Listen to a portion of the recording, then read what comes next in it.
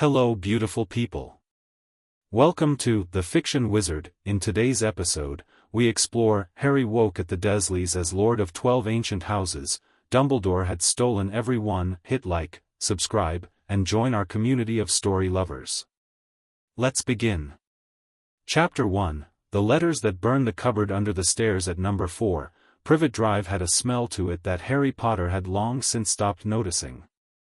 Dust, mostly. Old wood. The particular staleness of a small space that never quite got enough air. He'd slept in it for as long as he could remember, and somewhere along the way his brain had simply decided to file it under home and stop complaining. He was 11 today. He knew because Aunt Petunia had said, with the kind of voice she normally reserved for finding mold on the bread, "Don't expect a fuss," and then gone back to making Vernon's birthday breakfast without another word. Dudley had thrown a sock at him from the landing. Harry had caught it, which had annoyed Dudley considerably, which had made the morning fractionally more bearable. Now he sat cross-legged on his thin mattress in the dark, listening to the Dursleys move around upstairs, the heavy thud of Vernon heading for the kitchen, Dudley's dramatic complaints about some television show being unavailable, Petunia's sharp voice cutting through both of them like a blade through cheap margarine, and he was thinking about the dream. It hadn't been a nightmare, which was unusual. His nightmares tended toward green light and a laugh he couldn't quite place and the falling sensation of something ending before it had properly begun. This had been different. This had been a library, vast and dark and smelling of old parchment, and in it, 12 fires burning in a row, gold and deep amber, each one casting light on a different coat of arms carved into the stone wall above it. He'd walked the length of the room in the dream, and each fire had flared when he passed, as if it recognized him, and the warmth of them hadn't faded when he woke. His chest still felt warm, actually. Harry pressed a hand against his sternum and frowned. Not painful. Not illness warm. It was more like something had been sleeping there for a very long time and had just, very quietly, decided it was done sleeping. He was still trying to decide what to make of it when something tapped the tiny grill window of the cupboard. He looked up. Through the slats he could see a sliver of the front garden, gray with early morning, and something gold. Not a bird, not quite. More like a letter, hovering at the grill with calm patience, as if posting itself through windows was entirely ordinary behavior for a piece of correspondence. Harry stared at it. It tapped again. He reached up and caught it before his brain had fully signed off on the decision. The moment his fingers touched it, the warmth in his chest jumped, and he had to bite down on a noise that wasn't quite pain and wasn't quite surprise. The letter was heavy, far heavier than paper had any right to be, and sealed on the back with not one but 12 separate wax impressions, each a different crest, pressed so deeply into the black wax they looked more like branding than sealing. The paper itself was the color of old bone and felt warm to the touch. On the front, in ink that seemed to shift between green and gold depending on how the light from the grill caught it, were 4 words. Lord Potter Black. Open. Harry sat very still. Lord. He turned the word over in his head the way you turn a stone over in a stream, looking at what's underneath. He was Harry Potter. He slept in a cupboard. He wore Dudley's cast-offs and ate whatever wasn't wanted and had been told, firmly and often, that he was nothing special and should be grateful for what little he had. He was not a lord anything. He opened the letter. It didn't unfold so much as expand. One sheet became several, each covered in that same shifting ink, each bearing one of the 12 crests at its heading. But the first page was different, plain, and written in a hand so precise it looked almost architectural. To the heir and rightful lord of the ancient and noble houses of Potter, Black, Peveril, Gryffindor, Slytherin, Hufflepuff, Ravenclaw, Pendragon, Gaunt, Pruitt, Bones, and Longbottom, this notification is issued by Gringotts Bank of Diagon Alley, Inheritance Division, in accordance with the Magical Inheritance and Estate Protection Act of 872 CE, which has never been repealed, amended, or successfully suppressed, despite certain recent attempts to do so. Your inheritance maturation charm, placed on you at birth by your mother, Lily Potter née Evans, in accordance with ancient House Potter tradition, has activated on your 11th birthday, as intended. This charm was designed to protect the heir from premature exposure to the responsibilities of lordship while ensuring that upon reaching the age of magical maturity preparation, the heir would receive full accounting of all estates, holdings, vaults, and titles held in trust. It has come to our attention that your vaults and titles have not been properly maintained in your absence. Certain discrepancies have emerged. We request your immediate attendance at Gringotts to review your accounts. Yours in financial and magical obligation, Senior Account Manager Ragnarok, Gringotts Bank, Inheritance and Estate Division. Harry read it 3 times. Then he read the word discrepancies a 4th time, because it was doing something interesting in the context of the rest of the letter, the way it sat there, very polite, very professional, and somehow managed to suggest that someone had been robbing him blind. He sat in the dark for another moment, feeling the warm weight of the letter in his hands and the warmth in his chest that matched it, and then he heard the Hogwarts owl arrive outside, the usual one, the standard letter, the one that started with Dear Mr. Potter, and for the first time in his life, Harry Potter felt something he hadn't known he was missing. He felt like he was already several steps ahead. Getting out of the house required strategy. The Dursleys' relationship with Harry on a normal day was somewhere between inconvenient piece of furniture and minor annoyance they'd long since stopped seeing. On his birthday, it was actively worse. Petunia moved around him with the careful avoidance of someone sidestepping a puddle, and Vernon, who'd opened his post and was now reading about something called planning permission with the focused rage of a man who needed a target, kept glancing at Harry the way he did when he was looking for an excuse. The Hogwarts letter had arrived with the morning post. Vernon had gone the color of a plum and locked himself in his study. Harry had watched it happen with the mild interest of someone who already knew how the story ended. "I need to go to London," Harry said, at breakfast. Petunia looked at him the way she'd look at a particularly audacious garden pest. "You absolutely do not." "I have to go to the bank." He pulled out Ragnarok's letter, careful not to show the front, just the Gringotts seal at the bottom. "I have an account." "Apparently. I need to access it." "You have no such thing. Gringotts says otherwise." He set the letter on the table, and something happened then that he hadn't quite expected. The 12 crests on the back pulsed, very faintly, with gold light, and Petunia went rigid. "Aunt Petunia." He kept his voice level. "You knew." The kitchen was very quiet. Outside, a car went past. Dudley had gone still over his cornflakes. "I don't know what you're talking about," Petunia said, but her voice had changed. The crisp dismissal was gone. In its place was something older and more complicated, guilt, maybe, or the shadow of it. "I'm not going to make a scene." Harry folded the letter back up. "I just need to get to London. You can drive me or I'll figure something else out." Vernon appeared in the kitchen doorway, red-faced and blustering, and opened his mouth.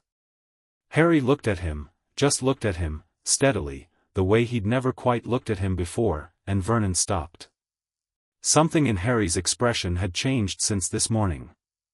Something in the set of his jaw and the quality of his stillness that was not 11-year-old uncertainty. "Fine," Petunia said. "To the counter. Marge is in Chertsey. I'll tell Vernon you needed something. For school." "Thank you," Harry said, and meant it without warmth. He took the bus to Charing Cross. He'd been to London exactly twice in his life, both times on school trips that Dudley had managed to make miserable in various creative ways, and he'd never been to this part of it. But he had the address, the Leaky Cauldron, Charing Cross Road, and he had something now that he hadn't had 3 hours ago, which was the quiet, particular confidence of someone who knows they're walking toward an answer rather than running away from a question. The Leaky Cauldron announced itself to him the way, he would later learn, it announced itself to everyone with magic in their blood, not in any dramatic fashion, but as a sudden certainty that the dark little pub wedged between a bookshop and a record store had always been exactly there and he'd simply been looking past it. He pushed the door open. The inside was dim and warm and smelled of something roasting.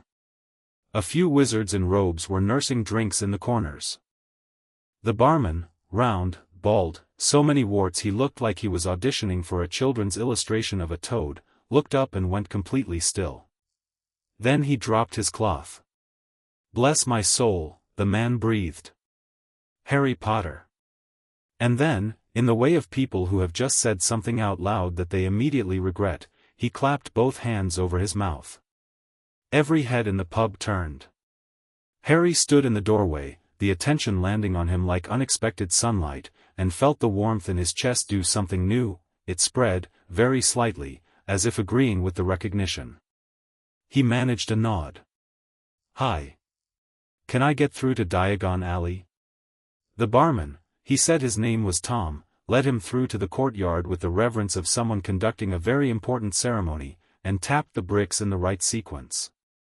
Harry watched the wall fold away and felt something in him unfold along with it, because the alley that opened up was extraordinary in the most fundamental way. It was his, in some deep instinctive sense he couldn't explain yet. He walked in and the cobblestones were warm under his second-hand trainers and the morning sun caught the windows and the shop fronts and everything smelled of magic the way the sea smells of salt, unavoidably, inescapably, completely. The Goblin's Bank stood at the far end like a promise written in white marble. He walked toward it, and people moved out of his way without quite knowing why. Gringotts was exactly what a bank run by beings who considered humans to be temporary inconveniences would look like: enormous, grand, carved from stone that had opinions about you the moment you stepped inside. The ceiling was high enough to make sound behave strangely. The goblins at the long counter moved with the precise efficiency of people who have been doing something for a very long time and have long since stopped performing their competence for anyone's benefit. Harry walked up to the nearest teller. "I have an appointment," he said. "With Ragnarok. Inheritance Division." The goblin looked at him with amber eyes that were doing several calculations simultaneously. "Name? Harry Potter." Another calculation. Then the goblin slid off his stool with surprising speed, came around the counter, and inclined his head in what was clearly a significant gesture, because the two goblins nearest them both glanced over. "This way, Mr. Potter." "Not boy. Not young man. Mr. Potter," with the careful weight of a title being properly placed. He was led not to the main hall of tellers but down a corridor he hadn't noticed until the goblin indicated it, down 2 flights of stairs that felt older than the building should reasonably allow, and into an office that smelled of old gold and parchment and something faintly mineral, like deep stone. The desk was carved from a single piece of something dark and polished and covered in ledgers that looked as though they had feelings about their own contents. Behind the desk sat a goblin who was clearly old, not in the way of frailty but in the way of mountains, something so long established that age had simply stopped being relevant to it. His eyes were sharp enough to cut glass. He looked at Harry with an expression that contained approximately 11 different things happening at once, and the one that came through clearest was something uncomfortably close to satisfaction. "Mr. Potter," said Ragnarok. "Sit down. We have a great deal to discuss." Harry sat. "You received our letter, clearly." Ragnarok folded his long fingers together on the desk and regarded Harry with those knife-bright eyes. "Tell me, were you aware of any of your family's holdings before today?" "No." "Were you aware of your familial connections to multiple noble lines?" "No." "Were you aware that your accounts at this bank have been," a pause, the weight of that pause doing considerable work, "accessed?" Harry's jaw tightened. The letter said discrepancies.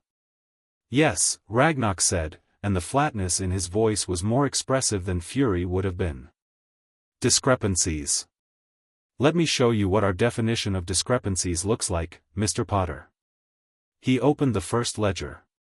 What Harry saw over the next 20 minutes didn't make him angry, exactly. Or rather, it made him a specific kind of angry that was cold rather than hot, the kind that doesn't burn things down but instead looks very carefully at the architecture of how things went wrong and begins to understand the load-bearing walls. There were 12 vaults bearing his family names, in various combinations. The House Potter vaults alone contained what Ragnarok described, with careful professional restraint, as considerable wealth, centuries of accumulated gold, artifacts, properties, and investments.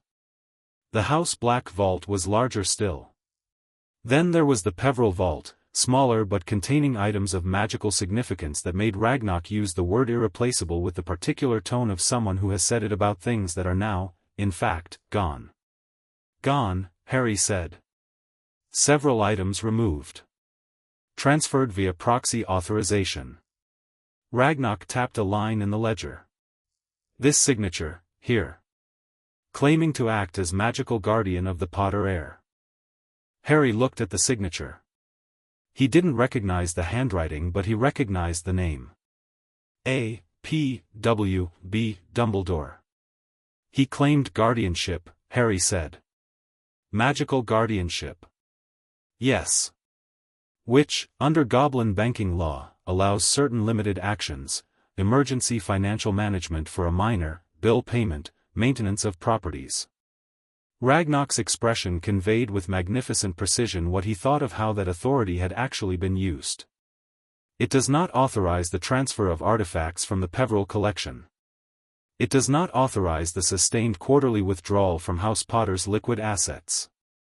It does not authorize the placement of a proxy vote in the Wizengamot on behalf of all 12 seats associated with your titles. He turned another page. And it does not authorize the suppression of the inheritance maturation charm, which, I should add, someone attempted 3 separate times. Your mother's charm is, thankfully, quite robust. The warmth in Harry's chest pulsed once, strong and steady. Thanks, Mum, he thought. What's the total? He asked. Ragnarok told him. Harry was quiet for a moment. In terms I understand, how much is that? More than the annual budget of the Department of Magical Law Enforcement, Ragnarok said. By a meaningful margin. And that is only the liquid assets. The properties, the artifacts that remain, the Wizengamot votes, these are not easily quantified. He studied Harry. You are not more distressed than this. I'm distressed, Harry said. I just find it more useful to figure out what to do about it. Something shifted in Ragnarok's expression, not warmth, exactly, but a recalibration. A reassessment. Your mother would have approved of that answer, he said. She was also inclined to practicality under pressure. Harry filed that away somewhere important. What do I need to do? Claim your lordship formally. You are of age, magically speaking. 11 is the threshold for inheritance title claim in wizarding law, regardless of the age of majority for other legal purposes. Once you formally claim the titles, the proxy authorization held by Dumbledore becomes void. All further access to your accounts requires your personal authorization. Ragnarok opened a different case on his desk, smaller, made of something that wasn't quite metal and wasn't quite stone. To do this, you will need to pass a blood inheritance test, and then accept the lordship rings. There are rings? There are always rings, Ragnarok said, with the patience of someone explaining something that should be obvious, when there are 12 ancient houses. The blood inheritance test was less dramatic than the name implied. Harry pressed his palm to a flat stone surface that glowed faintly and then produced a document in that same shifting green-gold ink, detailing his bloodline in terms that were clearly a shock to Ragnarok only in their confirmation, not their content, because Ragnarok was not surprised, he was simply seeing his existing data verified. The rings were something else. Ragnarok brought them in a case that opened onto 12 compartments. They were not, individually, large. They ranged from a simple gold band with a tiny carved stag to an elaborate silver ring with a serpent eating its own tail that made the back of Harry's neck prickle, but together they had a weight that was nothing to do with physical mass. They had gravity. History. They had been worn by people who'd built things, broken things, changed things, and somewhere at the end of all those chains of inheritance, there was Harry Potter who had slept in a cupboard. You don't have to wear all of them, Ragnarok said. The magic does not require it. But traditionally, the head of multiple houses wears the primary house ring and keeps the others in his possession. Harry picked up the Potter ring first. Gold, warm, the stag small and detailed on the face of it, and when he slid it onto the index finger of his right hand it resized immediately and the warmth in his chest tripled, not pain, never pain, but a rushing sense of rightness, of something snapping into alignment that had been off-center since before he was old enough to know what center was. He put on the black ring next. Then the Peveril. By the third one he'd stopped consciously registering each individual moment of that rushing rightness and was simply sitting in the accumulated weight of 12 houses choosing to recognize their heir, and it was an extraordinary sensation, like standing in 12 rooms simultaneously, each one full of people you'd never met but who had all been waiting for you. When it was done, Ragnarok looked at him for a long moment. "How do you feel?" "Like myself," Harry said. "For the first time." "Good." Ragnarok closed the empty case. "Because we are not finished. We need to discuss the Wizengamot seats." 12 seats, Mr. Potter, you understand what that means, politically? More than Dumbledore votes? Individually, the Chief Warlock holds a weighted vote. But 12 hereditary seats, voting in concert, can override any motion he puts forward. Can initiate hearings. Can challenge existing proxy arrangements. Ragnarok's eyes were very bright. Can, if wielded with appropriate intelligence, dismantle an arrangement that has been in place for a decade. Harry looked at the rings on his hand. 12. The children's rhyme came to him absurdly, one ring to rule them all, and he set it aside, because that wasn't this, and he wasn't interested in ruling anything. But protection, removing the mechanism by which he'd been made into something small and manageable and alone, that was a different matter. "I'd like to register the seats today," he said. "Can we do that from here?" Ragnarok's smile was not a comfortable thing to look at. It had too many teeth and too much history in it. But it was genuine. "We absolutely can." They were in the office for another hour. By the end of it, Harry had signed 17 documents, registered 12 Wizengamot seats in his own name with Gringotts as the institutional witness, instructed Ragnarok to compile a full audit report of every unauthorized transaction over the past decade, and arranged for copies to be held in Gringotts' own vaults, goblin-sealed and thus entirely outside the jurisdiction of the Ministry or the Hogwarts Board of Governors or anything else Dumbledore might try to leverage. "He will notice the proxy votes are gone," Ragnarok said. "Likely within days. There will be a Wizengamot session in September." "I'll be at Hogwarts," Harry said. "Can my proxy be registered to someone trustworthy until I'm older?" Ragnarok considered this. "Gringotts can hold the proxy as institutional guardian. It is unusual but not unprecedented, and it means the votes simply don't go anywhere. They cannot be used against you."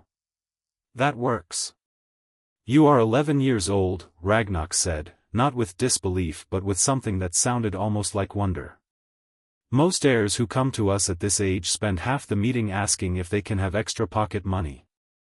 Harry glanced at the ledger with its long columns of unauthorized withdrawals. "I'll manage," he said. He stood, and the rings on his hand caught the light, a flash of gold and silver and something older than either, and for just a moment the weight of 12 houses settled around him not as a burden but as something closer to armor. He walked out of Ragnarok's office feeling, for the first time in his life, exactly his own size. Diagon Alley was still morning quiet when he came back out into it.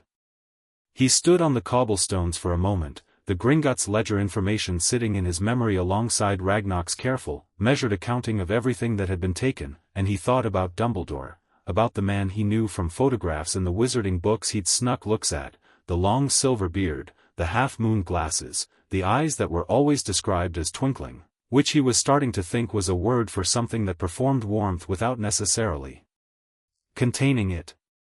He didn't feel betrayed, exactly. You couldn't be betrayed by someone who'd never had your trust to begin with. He felt something more precise than that, a cold, clear certainty that things were going to be different now, and a determination so quiet it almost felt like calm. He had things to buy. The school list, which the Hogwarts letter had included, and which Harry had memorized on the bus, was straightforward enough, but Harry had also spent 10 years in Dudley's cast-offs and second-hand shoes, and somewhere between the bus and the Goblin Bank and the inheritance of 12 ancient houses, he had quietly decided that this was the last day of that particular arrangement. He went to Madame Malkin's first. "Hogwarts robes," he said, "and, what else do you have?" "Not the uniform. General robes." Madame Malkin was a pleasant round woman who very much enjoyed her work, and she didn't have much foot traffic yet this early in the morning, so when Harry began describing what he wanted, practical but well-made, not ostentatious, dark colors, things that would last, she engaged with the project with full professional enthusiasm. He was being measured when the door opened and a boy came in, fair-haired and carrying himself with the easy assurance of someone who'd never had to work out whether he was allowed to take up space. "Here for robes," the boy said to Malkin, then glanced at Harry with the curious detachment of someone used to assessing new people quickly. "Hogwarts, too?" "Yes," Harry said. "First year?" The boy took the stool beside him. Malkin was already summoning fabric. "Me too. Fathers in flourish and blots. Have you got your books yet?" "Going there next. Good list this year, apparently. My name's Malfoy. Draco Malfoy." He said it the way people say a name they expect to mean something, and watched Harry's face with the particular attentiveness of someone checking for a reaction. Harry gave him a mild look of acknowledgement. In a different version of this morning, he thought, that name and that manner would have done something to him, triggered some instinct toward either deference or defensiveness. Right now, with 12 lordship rings warm on his hand and Ragnarok's careful voice still in his memory, it just landed as a person who is used to mattering. "Harry Potter," Harry said. Draco went very still. Malkin made a small sound. "Oh," Draco said. "Yes. I thought you'd be." Draco stopped, visibly recalibrating. "You look different than I imagined." "I get that a lot today," Harry said, which wasn't true. It was the first time anyone had said it, but it felt accurate in some way he couldn't quite explain. He did look different, probably. He felt different. Something about the morning had reordered him at the foundations. Draco was quiet for a moment, and in the quiet something shifted in his expression, the practiced social assurance giving way briefly to something more genuine, more curious. "My father says you'll be great when you come to Hogwarts. The whole wizarding world is watching." "That sounds exhausting," Harry said. Draco blinked. Then, to his evident surprise, he laughed, a quick, genuine thing, nothing like the carefully calculated social laughter Harry suspected was his default.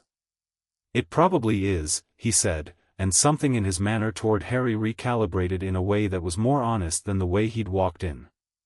They didn't become friends in Madame Malkin's, but they didn't become enemies either, which felt, in retrospect, like the more significant thing. He spent the rest of the morning moving through Diagon Alley with the focused pleasure of someone doing something for the first time right.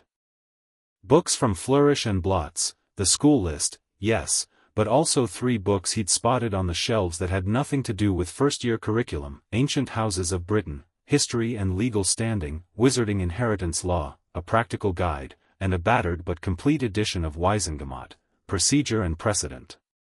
He bought them without the faintest self-consciousness and the bookshop assistant wrapped them without comment. His wand from Ollivander's was the last and strangest purchase.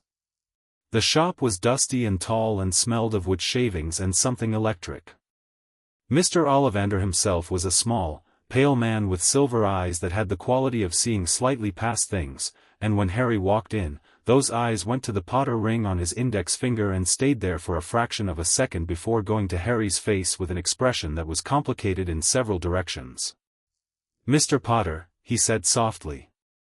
"Mr. Ollivander. I wondered when you'd come in."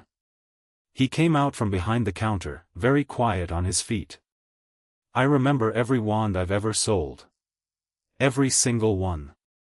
His pale eyes moved across Harry, not rudely, more like assessment. "I sold your mother her wand. Willow, 10¼ inches, swishy, good for charm work. I sold your father his, too. Mahogany, 11 inches, pliable, excellent for transfiguration. A pause. I also remember the wand that gave you that scar.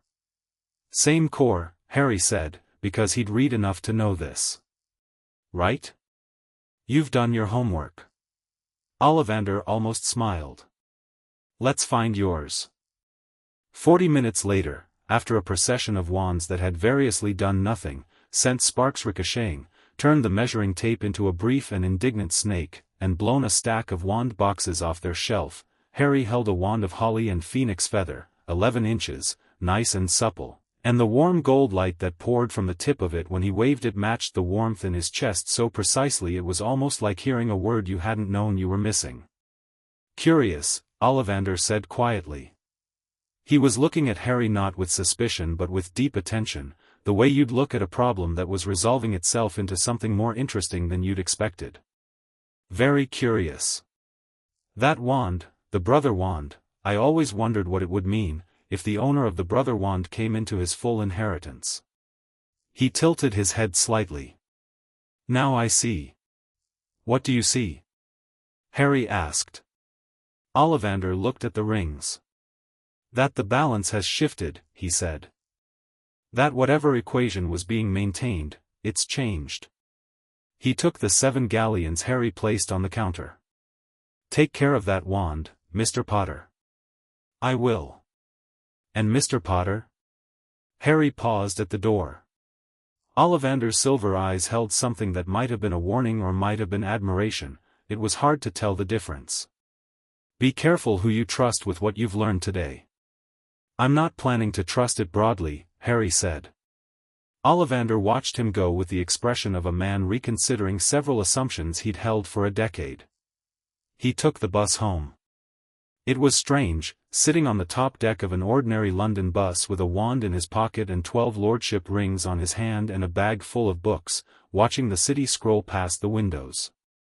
Ordinary people going about ordinary days. A woman reading a paper. 2 children squabbling over a bag of crisps.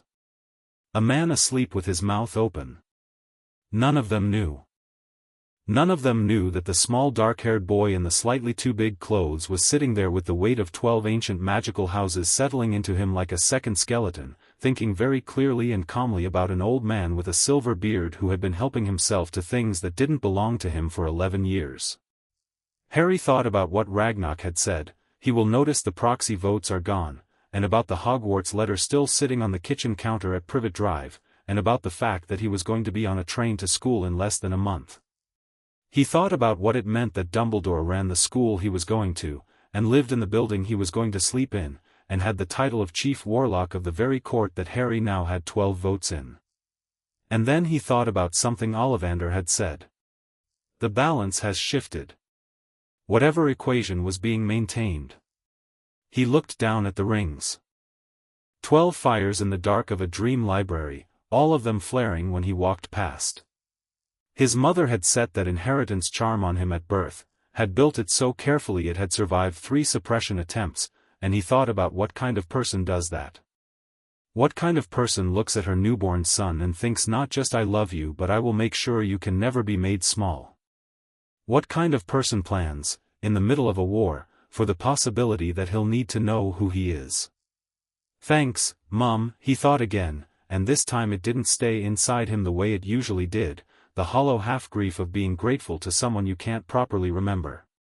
This time it had somewhere to go. The warmth in his chest took it and held it, like a housekeeping light in the windows. He got off the bus 2 stops early and walked the rest of the way, feeling the evening coming in and the rings warm on his hand, and by the time he reached Privet Drive, he had a plan. Not a vengeance plan. Not something hot and dramatic that burned everything in reach. Something more like architecture, the patient, deliberate work of making sure that when he walked into Dumbledore's school in September, he walked in as exactly who he was, with everything that meant intact and documented and impossible to quietly undo. 12 houses. 11 years old. One boy who had finally, completely, run out of any interest in being easy to manage. Number 4 was dark and quiet when he let himself in. The Hogwarts letter was still on the kitchen table. Harry sat down, picked it up, and read it properly. "Dear Mr. Potter, we are pleased to inform you that you have been accepted to Hogwarts School of Witchcraft and Wizardry," and he thought about walking into that castle knowing what he knew, wearing what he wore, being who he discovered this morning that he actually was. "Pleased to inform you." "Yeah," Harry said quietly to the empty kitchen, and he was almost smiling. "I'll bet you are." Chapter 2, Ragnarok's Ledger. 3 days passed between the morning Harry came home from Diagon Alley and the morning Aunt Petunia finally broke. He'd half expected something, a confrontation, Vernon turning purple and demanding explanations, some attempt to confiscate the bag of books or the wand or the rings. Instead there was silence, which was somehow worse, because it was the specific silence of people who knew things and had decided years ago not to think about them, and now couldn't quite hold that position anymore. Petunia watched him across the dinner table on the second night with an expression he'd never seen on her before. Not the usual mix of resentment and performance she wore around him. This was older. Tireder. Like something she'd been propping up for a long time was developing structural problems. "Your mother," she said, abruptly, on the third morning, while Vernon was at work and Dudley was somewhere upstairs destroying something expensive. Harry looked up from Ancient Houses of Britain, which he'd been reading at the kitchen table with the easy confidence of someone who'd stopped asking permission to exist in rooms. "What about her?" Petunia was standing at the sink, not washing anything, hands wrapped around a mug. "She knew," she said carefully. "About all of it. The houses and the inheritance. She talked about it. When we were young. Before everything." A pause that contained about 15 years of complicated history. "She was very proud of it." Harry said nothing. He'd learned, from years of living with people who withheld information as a form of control, that silence is sometimes the most efficient tool. "She was also terrified," Petunia said. "By the end. That the war would, that he would take everything from you before you were old enough to defend it." She set the mug down. Didn't look at him. "I don't know who you met at the bank or what they told you. But whatever Lily set up for you, she set it up because she loved you, and she was smarter than almost anyone I ever met. A beat. That's all." She walked out of the kitchen. Harry looked at the empty doorway for a moment, then looked back at his book. He dog-eared the page he was on, a detailed breakdown of the Wizengamot's hereditary seat structure, and filed the conversation somewhere it could be useful later. Then he went back to work. On the 5th day after his birthday, another letter arrived from Gringotts. This one was thicker. Much thicker. The kind of envelope that suggested the contents had been organized by someone who took documentation seriously as a form of warfare. "Mr. Potter," Ragnarok's precise handwriting began. "Per your instruction, we have compiled the full audit. I have attached the relevant documentation in 3 sections. Please read Section 1 carefully before proceeding to the others, as the figures in Sections 2 and 3 require the context established in Section 1 in order to be properly understood rather than simply alarming." Harry appreciated the warning. He made tea, properly, not the weak almost water Petunia usually made, sat back down at the kitchen table, and read. Section 1 established the timeline. The unauthorized withdrawals had begun 14 months after Harry was placed with the Dursleys, which meant someone had waited, which meant it was planned, which meant it was not a moment of crisis management but a deliberate, sustained decision. The first withdrawals were small. Property maintenance, Ragnarok's notes explained, in the flat professional tone that Harry was starting to read as Goblin, for I find this morally indefensible. House upkeep. Bill payment for properties in Scotland, Wales, the south of France, and one curious address in what was described only as the ancestral Gaunt Holdings, Somerset. Reasonable enough on their face, if you believed that was all that was happening. Section 2 was where reasonable enough disintegrated entirely.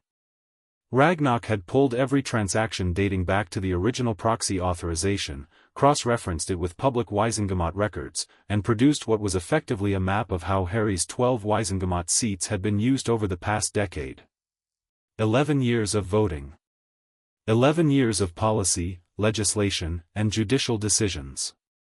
Harry wasn't well versed enough in wizarding law yet to understand every item on the list, but several stood out with horrible clarity: a vote to extend the Ministry's emergency detention powers after the war, which had allowed people to be held without trial. A vote against a proposed audit of Azkaban conditions. 3 separate votes on legislation affecting Goblin banking rights, all going against Goblin interests, which explained something about the particular quality of Ragnarok's fury. He'd been used to vote against the Goblins. From his own accounts, through Dumbledore's proxy. Harry sat with that for a moment. Section 3 was the numbers. The actual gold. Ragnarok had included a comparison column, what should have been in each vault accounting for normal investment growth over 11 years, versus what was actually there, and the difference was not a rounding error. It was not an oversight. It was a decade of consistent, methodical extraction that had funded something, or multiple somethings, that Ragnarok noted pointedly were not documented in any accessible ministry record. At the very end of Section 3, in a separate note that was written in slightly different ink as if added later, Ragnarok had written, "We also note, for the record, that the suppression attempt on your mother's inheritance charm, the third and most recent attempt, 5 years ago, was conducted using a specific ritual that requires knowledge of the original charm's architecture. This knowledge could only have come from someone with access to the Potter family's private magical records, which are held exclusively at Gringotts. We are investigating the mechanism by which this access was obtained. We will report our findings." Harry put the papers down. He stared at the kitchen wall for a moment, the beige paint and the cabinet with the broken hinge that Vernon kept saying he'd fix, and felt the warmth in his chest doing something steady and slow, like a tide going out before something much larger comes back in.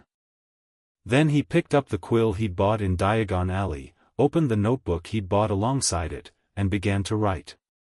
He wrote for 2 hours. Not everything, he wasn't naive enough to commit sensitive strategy to pages that could be found or taken. But he worked through the logic of his situation with the same focused patience he brought to maths homework, the thing he was inexplicably good at despite having no reason to be. What did he know? What could be proven? What required further investigation? What needed to happen before September? What needed to happen at Hogwarts, and in what order, and with whom?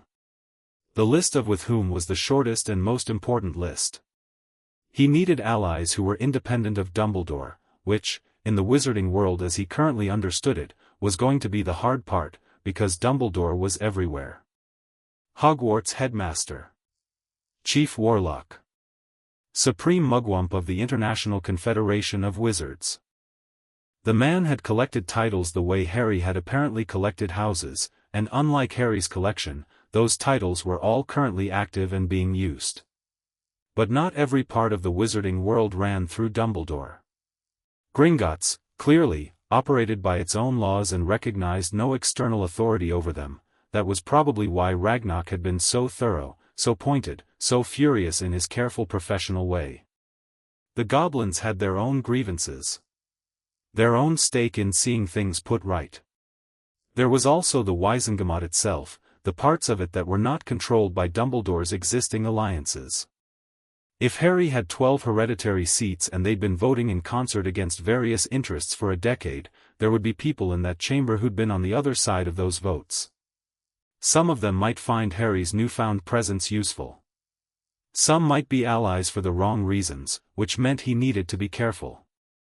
But some useful allies with wrong reasons were still more useful than no allies at all, as long as he kept his eyes open. He made a note to ask Ragnarok, at their next meeting, for a list of who had consistently voted against the positions held by Harry's stolen proxy votes. He made another note, Neville Longbottom's seat, because something in the inheritance document had caught his eye, buried in the multi-generational bloodline chart. The Longbottom family was adjacent to 2 of the 12 houses. Not a direct heir, but close enough that there were historical ties, old alliances, shared magical oaths going back centuries. If the Longbottom heir was going to Hogwarts this year, and if Augusta Longbottom was the kind of woman who took ancient house obligation seriously, that might matter. He was partway through a third note, stone, philosophers, vault 713, flannel, when a different owl arrived at the window. It was a school owl. Standard Hogwarts post. The letter inside was from a Professor McGonagall, head of Gryffindor House, providing supplementary information about the school year, dormitory arrangements, and a note that she looked forward to meeting all incoming first years at the start of term feast. Harry read it, set it aside, and then paused. He picked it up again. "I look forward to meeting you all," it said, in crisp black ink. Standard phrasing. Exactly what you'd say in a form letter to 40 incoming students. Except this particular copy had a second line at the bottom, below the signature, that the form letter almost certainly didn't include. P.S. Mr. Potter. If you require any guidance before term begins, my door is always open. I mean this sincerely and independently. M. McGonagall. Harry read it twice. The word sincerely and independently did a specific kind of work. Not on behalf of the school or as your head of house. Independently. An individual offering a private line of communication, making sure he understood the distinction. So, McGonagall knew something, or suspected something, or had been watching for something. Another name for the with whom list. He filed the letter carefully. 2 weeks later, Ragnarok summoned him back to Gringotts. The letter was brief. There have been developments, and Harry was on the bus to Charing Cross before breakfast had fully settled. He moved through Diagon Alley quickly, noting how the alley had changed in the 2 weeks since his birthday visit. It was busier now, families with Hogwarts lists, parents arguing with children over cauldron sizes, someone's toad making a break for freedom outside magical menagerie. Harry slipped through it without stopping, though he noticed that people's eyes still moved to him in that involuntary way, that moment of recognition followed by the particular expression of people who are simultaneously certain and uncertain about what they're looking at. He ignored it and pushed into Gringotts. Ragnarok was already at the door of his office when Harry arrived downstairs, which was either efficiency or urgency. Given his expression, Harry was leaning toward urgency. "Sit," Ragnarok said, closing the door. "What happened?" "Two things." Ragnarok settled behind his desk and moved his ledgers aside in favor of a new document, thick, official-looking, bearing both the Gringotts seal and something else Harry didn't recognize. "First, our investigation into the access of your family's private magical records is complete. We know how it was done. And? It was done with ministry authorization.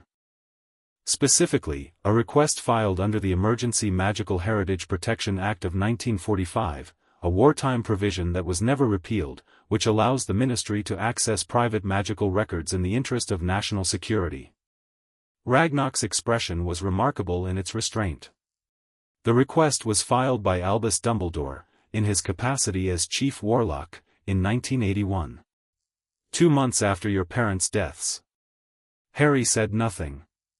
The provision requires ministry approval from the head of the Department of Magical Law Enforcement, Ragnarok continued, which was at that time being administered on an acting basis by Dumbledore's people, Harry said. "A close ally, yes." Ragnarok's long fingers tapped once on the desk. "We are filing a formal challenge to that access authorization. We believe it was procedurally invalid and substantively fraudulent. However, the legal process will take time." "That's fine," Harry said. "What's the second thing?" Ragnarok looked at him steadily. "Vault 713 has a new item in it." The philosopher's stone note in his book seemed to pulse in his memory. Harry kept his expression neutral. "What kind of item?" "We don't know precisely. The transfer was authorized by Dumbledore, again using the wartime provision, and the item was moved from a third location into 713 5 days ago."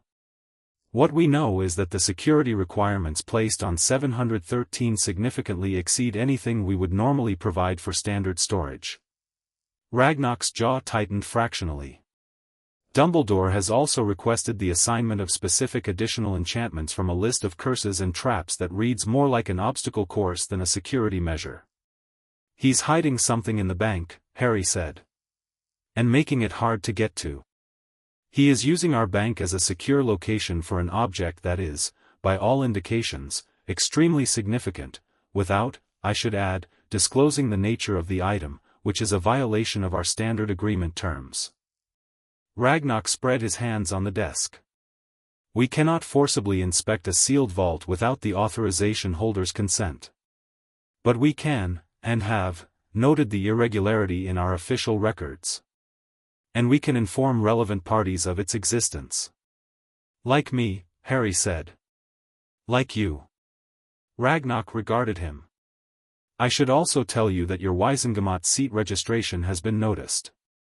We received a communication this morning, not an official legal challenge, merely a letter, from the office of the Chief Warlock, requesting clarification on the process by which minor heirs may file such registrations. What did you tell them?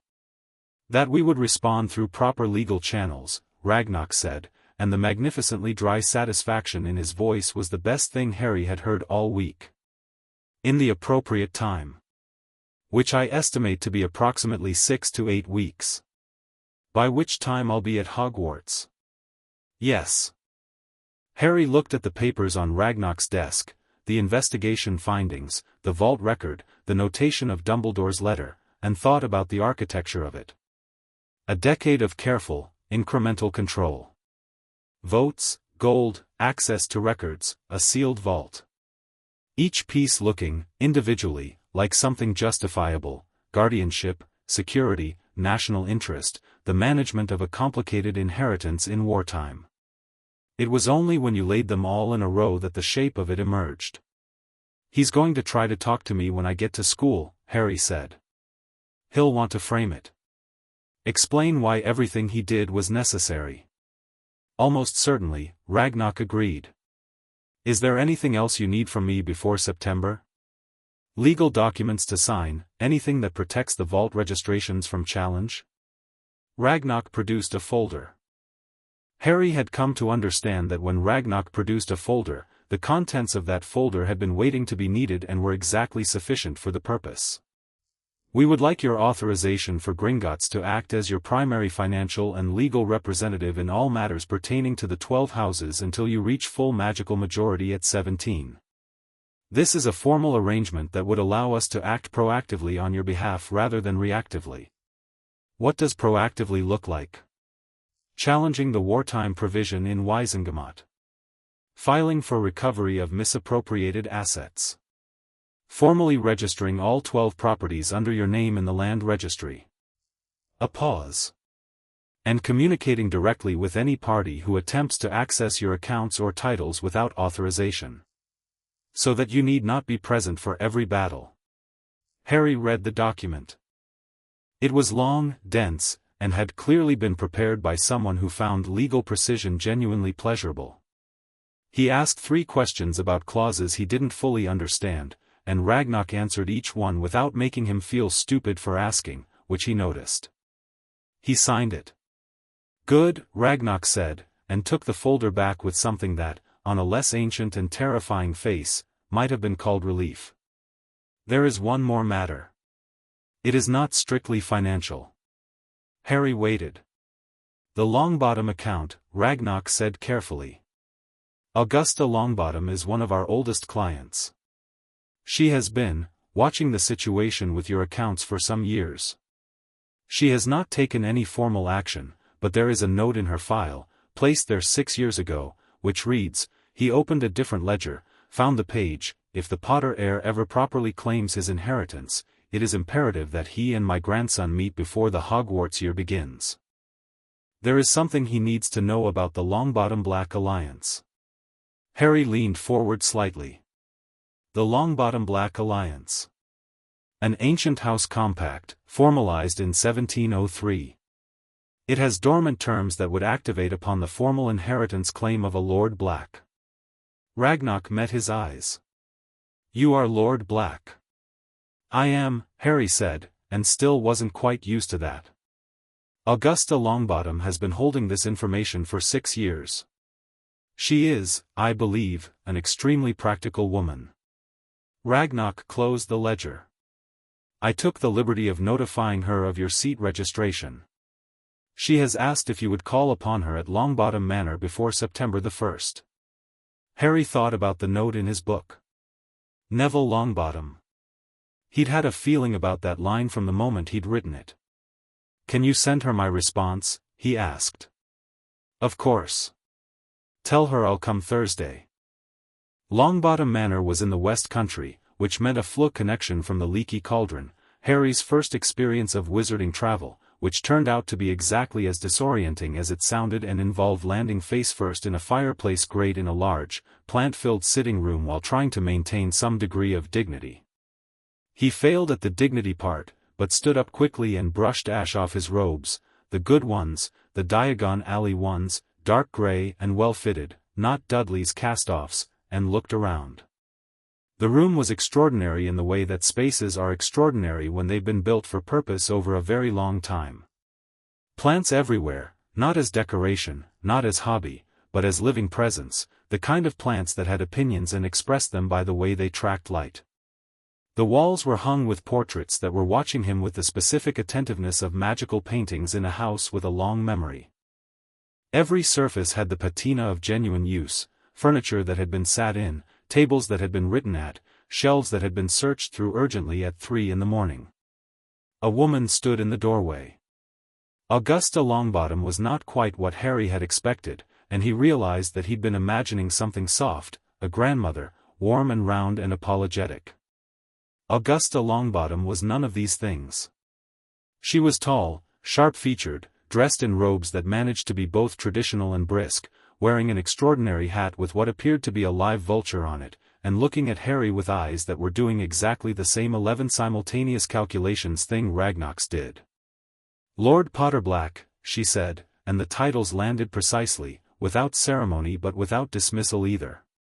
Lady Longbottom. He'd read enough by now to get the address right.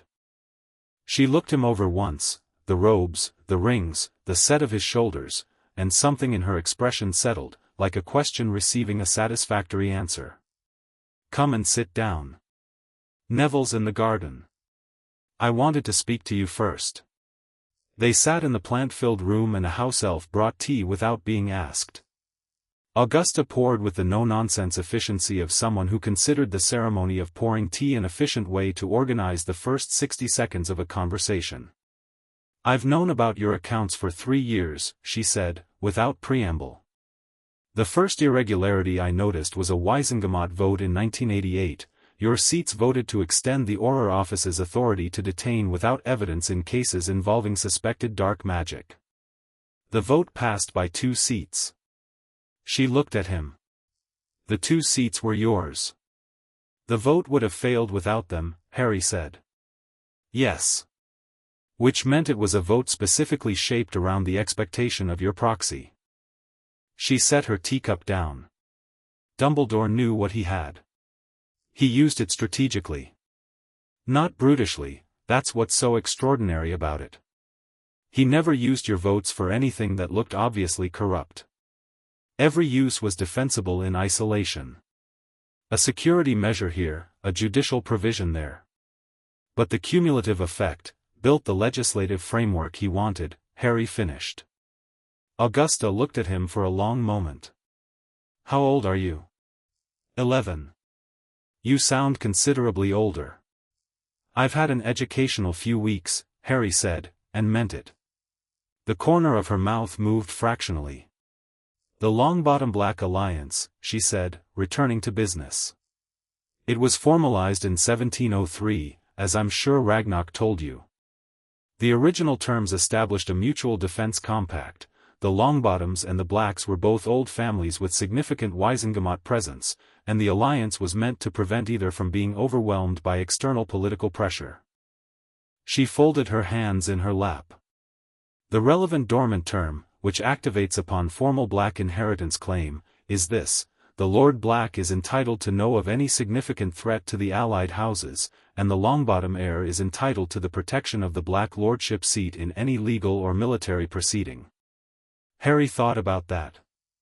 Which means if someone's been working against the Longbottoms, it concerns you, legally. She held his gaze. My son and daughter-in-law are in St. Mungo's, Mr. Potter. They have been there for 10 years. They were tortured into insanity by Bellatrix Lestrange and her associates. A pause that contained tremendous controlled pain. The trial that convicted Bellatrix was held in Wizengamot. And your seats, your stolen seats, voted in favor of measures that reduced the length of her sentence by 18 months. Her voice didn't change. Her eyes did. She is still in Azkaban, but she should have received life without review. Because of the vote reduction, she comes up for review in, she checked a small clock on the mantel, 14 months. The warmth in Harry's chest did something different this time. Not the rushing rightness of recognition. Something harder. Something that would have been anger if it had been less purposeful than it was. I want her review contested, Harry said. I was hoping you'd say that. Augusta reached into the folder on the side table. Everyone, Harry was noticing, had folders prepared for this meeting, and produced a document. Gringotts has already drafted the preliminary objection. As Lord Black, your grounds for contesting the review are considerably stronger than mine as a private petitioner. The Lestrange family vault is held at Gringotts and there are outstanding claims. Do it, Harry said. Tell Ragnarok I've authorized it. Augusta looked at him, and this time what he saw in her face was something close to grief and something very close to gratitude. My Neville, she said quietly. He is a good boy. Gentler than this world tends to appreciate. He doesn't know the full extent of what happened to his parents, not all of it. I've kept the political dimension from him because I didn't see the point of adding that weight when I had no way to change it. She paused. That's changed now. I'd like to meet him, Harry said. Yes, Augusta said.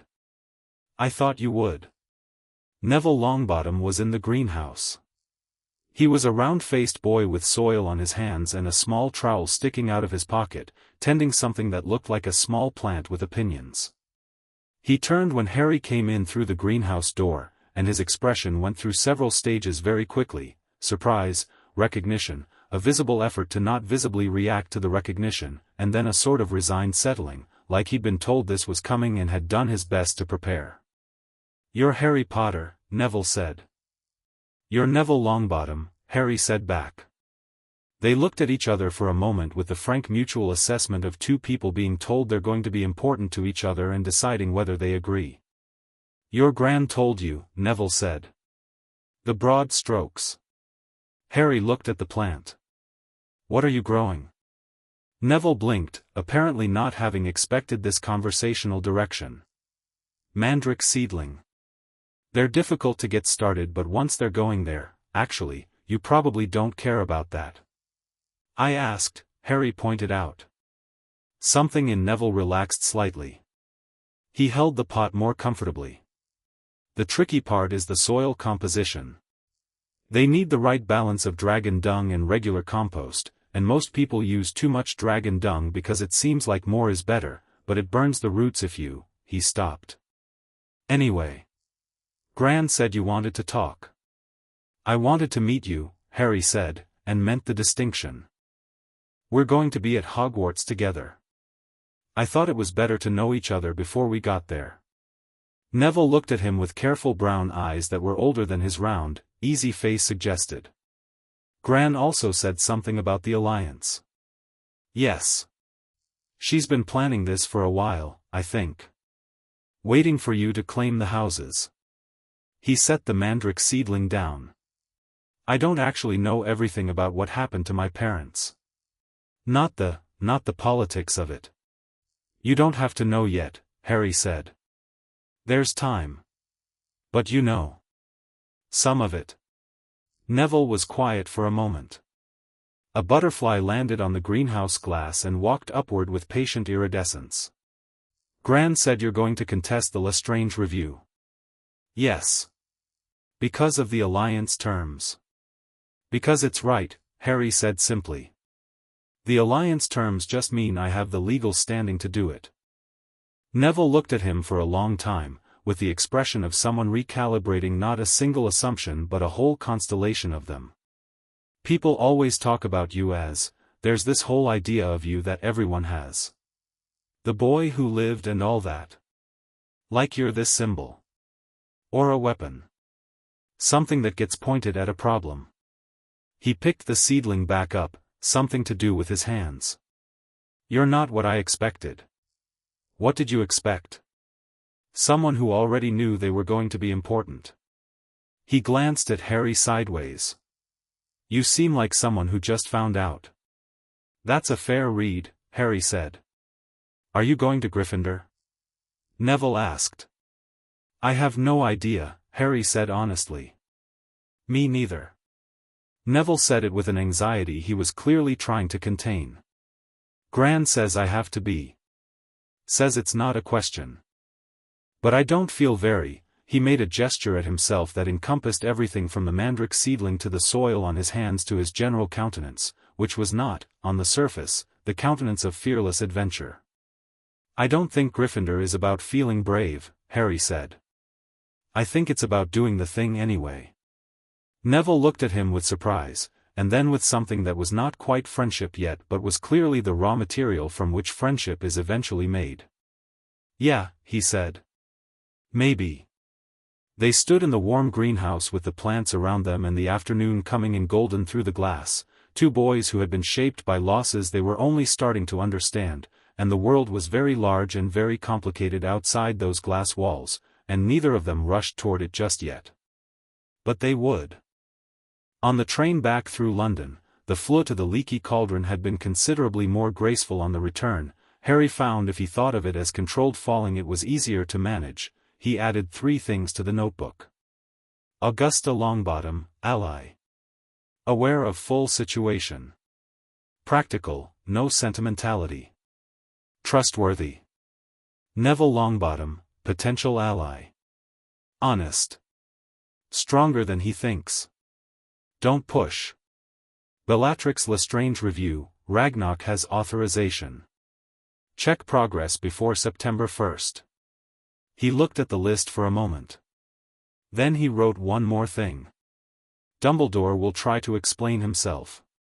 Prepare for that. He will be reasonable. He will be kind. He will have very good reasons. None of them will change what's in the ledger. The bus rolled through the evening and London spread out around it, ordinary and enormous, entirely indifferent to the particular education currently occurring on the upper deck. Harry looked at the rings on his hand, all 12, catching the amber streetlights as they passed, and thought about the school year ahead. 1 boy. 12 houses. A headmaster who'd been running a very careful, very long game, and who was about to discover that the piece he'd been moving around the board had, in the last 3 weeks, learned the rules. He was almost looking forward to September. Almost. Chapter 3, Platform 9 3/4. The morning of September the 1st arrived the way important mornings often do, with no particular announcement, just the ordinary machinery of a day that happened to contain everything. Harry had been ready for a week. His trunk was packed with the precise organization of someone who'd spent considerable time thinking about what mattered and what didn't. The school books, yes. The 3 extra books from Flourish and Blots, wrapped in plain covers so they looked like textbooks. A notebook, half full. His wand in the inside pocket of his robe. The lordship rings on his right hand, all 12, because he'd decided in his second week at Privet Drive that he was not going to hide them or explain them or minimize them for anyone's comfort, including his own. Hedwig, his owl, white and magnificent and apparently aware of her own magnificence, was in her cage on top of the trunk, regarding the Dursley household with the kind of serene contempt that requires genuine confidence to pull off. Vernon drove him to King's Cross in absolute silence. Which was fine.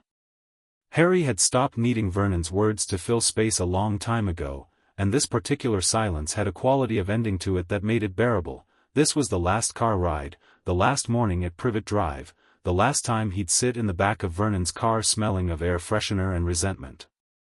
He watched London change character as they drove, the suburban sameness giving way to the city's older, denser self, and felt the warmth in his chest doing its steady morning thing. At King's Cross, Vernon pulled up to the drop-off zone and stared straight ahead. "Right," he said. Harry got Hedwig's cage and his trunk out of the boot. He didn't ask for help. He stood on the pavement for a moment, looking at the entrance to the station, and then looked back at Vernon, who was still facing forward with the expression of a man who has decided that if he doesn't look at something it isn't happening. "I won't be back at Christmas," Harry said. "I'll let you know through the school if things change."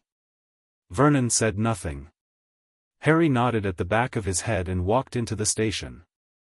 Platforms 9 and 10 were, apparently, somehow insufficient for the Wizarding World's railway needs, and platform 9 3/4 required running at a solid-looking barrier between them, which was the sort of instruction that made complete sense if you'd spent the last month reading Goblin banking law and learning about house compact terms, and absolutely no sense to anyone else on Earth. Harry went through at a measured walk, because he'd decided that running at a brick wall while carrying a heavy trunk in an owl cage was undignified and probably unnecessary, and it turned out he was right. The barrier parted like smoke and he was through into a cloud of steam and noise and the particular energy of 100 families all simultaneously trying to manage luggage, children, and emotions. The Hogwarts Express was enormous and red and entirely sure of itself. Harry stood on the platform for a moment, just looking at it, and felt something he didn't have a clean word for, the sense of a beginning that was also a continuation, a line being drawn between who he'd been and who he was going to be, and the line was right here, and he was on the right side of it. "Harry." He turned.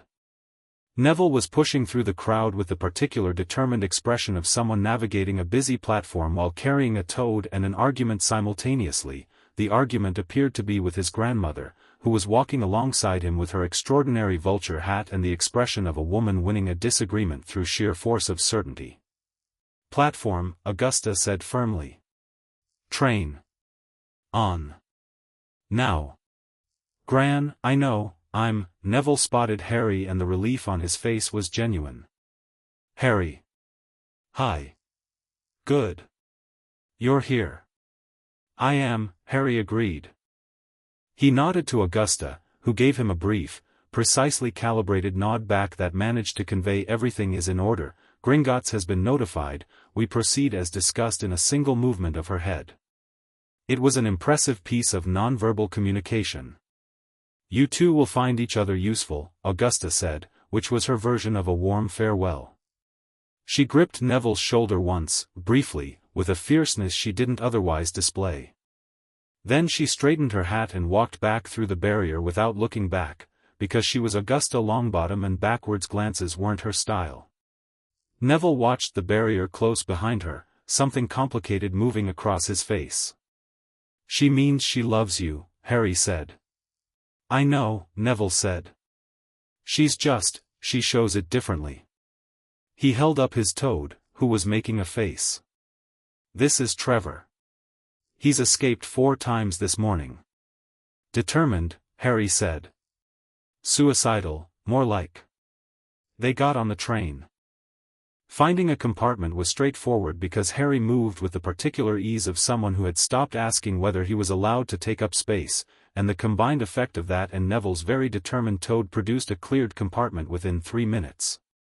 They stowed their trunks, settled, and the train lurched into motion with the slow, gathering confidence of something very large deciding to go very fast. London scrolled past the windows and then didn't, replaced by countryside that came in quickly and stayed, green and broad and entirely indifferent to anyone's school year. Neville was reading a herbology book with the private pleasure of someone engaged in genuine interest rather than obligation. Harry had Wizengamot, Procedure and Precedent open on his lap but wasn't reading it. He was watching the platform recede and thinking about nothing in particular, which he'd found over the last month was sometimes the most useful thing to do. The compartment door opened. The girl who came in was already talking. "Everywhere, it's completely packed, everywhere else is full, is it all right if—" She stopped, registering that she'd been speaking before she'd actually asked. "Sorry. Is there room? Everywhere else is genuinely full."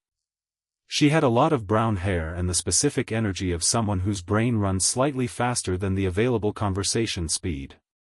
Her robes were new and pressed with the precision of someone who had read the uniform requirements very carefully. "Plenty of room," Harry said. She sat, arranged herself, then looked around the compartment with the systematic inventory of someone cataloging a new environment. Her eyes went to Harry's scar first, everyone's did, then immediately and deliberately away from it, which he appreciated. Then they went to the rings. "Those are lordship rings," she said. "Not a question." "Yes." "You're Harry Potter." "Yes." "I'm Hermione Granger." She said it without the particular weight that Malfoy had been said with in Madame Malkin's. She said it as straightforward information exchange, nothing owed to the name, nothing claimed by it. "I've read about the lordship ring tradition. It's in Ancient Houses of Britain, the chapter on succession rituals. Are those all 12, she counted, trying not to be obvious about it and being somewhat obvious about it. "Yes. 12. So you've claimed the full Blackpotter inheritance line." Neville looked up from his herbology book. Harry looked at Hermione with the focused attention he gave to things that turned out to be more interesting than expected. "You've read Ancient Houses of Britain. And Magical Inheritance Law, and the companion volume. I've read most of the assigned books twice and several of the recommended supplementary texts." She said it without either apology or performance. "I grew up Muggle-born, so I spent all summer reading to catch up." "You're ahead," Harry said. "Not behind." Something briefly crossed her face, surprise at being told something she'd clearly been bracing against being told differently. Then she nodded, practical. "The lordship rings are significant," she said. "Not just symbolically. The combined Wizengamot weight alone." "I know," Harry said. She stopped, recalibrated. "You've already handled it." "Working on it." He paused. "How much do you actually know about the inheritance system?" Hermione Granger did not do false modesty any more than she did unnecessary self-deprecation. "Quite a lot," she said. "The legal framework, the Wizengamot structure, the historical precedents. The practical application of ancient house compacts." A pause. "I read the Longbottom Black Alliance terms when I was going through the supplementary text on old noble house agreements. It's in Appendix C." Neville was now fully watching the conversation with the expression of someone wondering if they've accidentally sat down in the middle of something important. "What do you want from Hogwarts?" Harry asked her. The question surprised her, he could see it in the brief stillness before she answered. People clearly didn't usually ask her that. They told her things. What she should want, what she should be careful of, what she was or wasn't allowed to be. "I want to learn everything," she said. "All of it. And I want to be taken seriously while I do it." Harry nodded slowly. "We're probably going to be friends," he said. Hermione blinked. "Yes," she said, as if deciding. "I think we probably are." Neville raised his hand slightly. "I'm also here." "We know," Harry and Hermione said at the same time, and the three of them looked at each other for a moment, and then Neville laughed, and the compartment settled into the comfortable rhythm of three people who have just, without any formal announcement, decided to be something to each other. The trolley came. Harry bought enough to share without making a point of it, and Hermione ate a chocolate frog with the studied interest of someone conducting a taste experiment while Neville tried and failed to stop Trevor from investigating the every flavor beans. The conversation moved the way good conversations move, loosely, following interest rather than agenda, finding its own shape. Hermione talked about the wizarding books she'd read with the focused pleasure of someone who'd spent the summer having a love affair with a subject and was finally able to discuss it with people who understood the context. She knew the theory of most first-year spells already.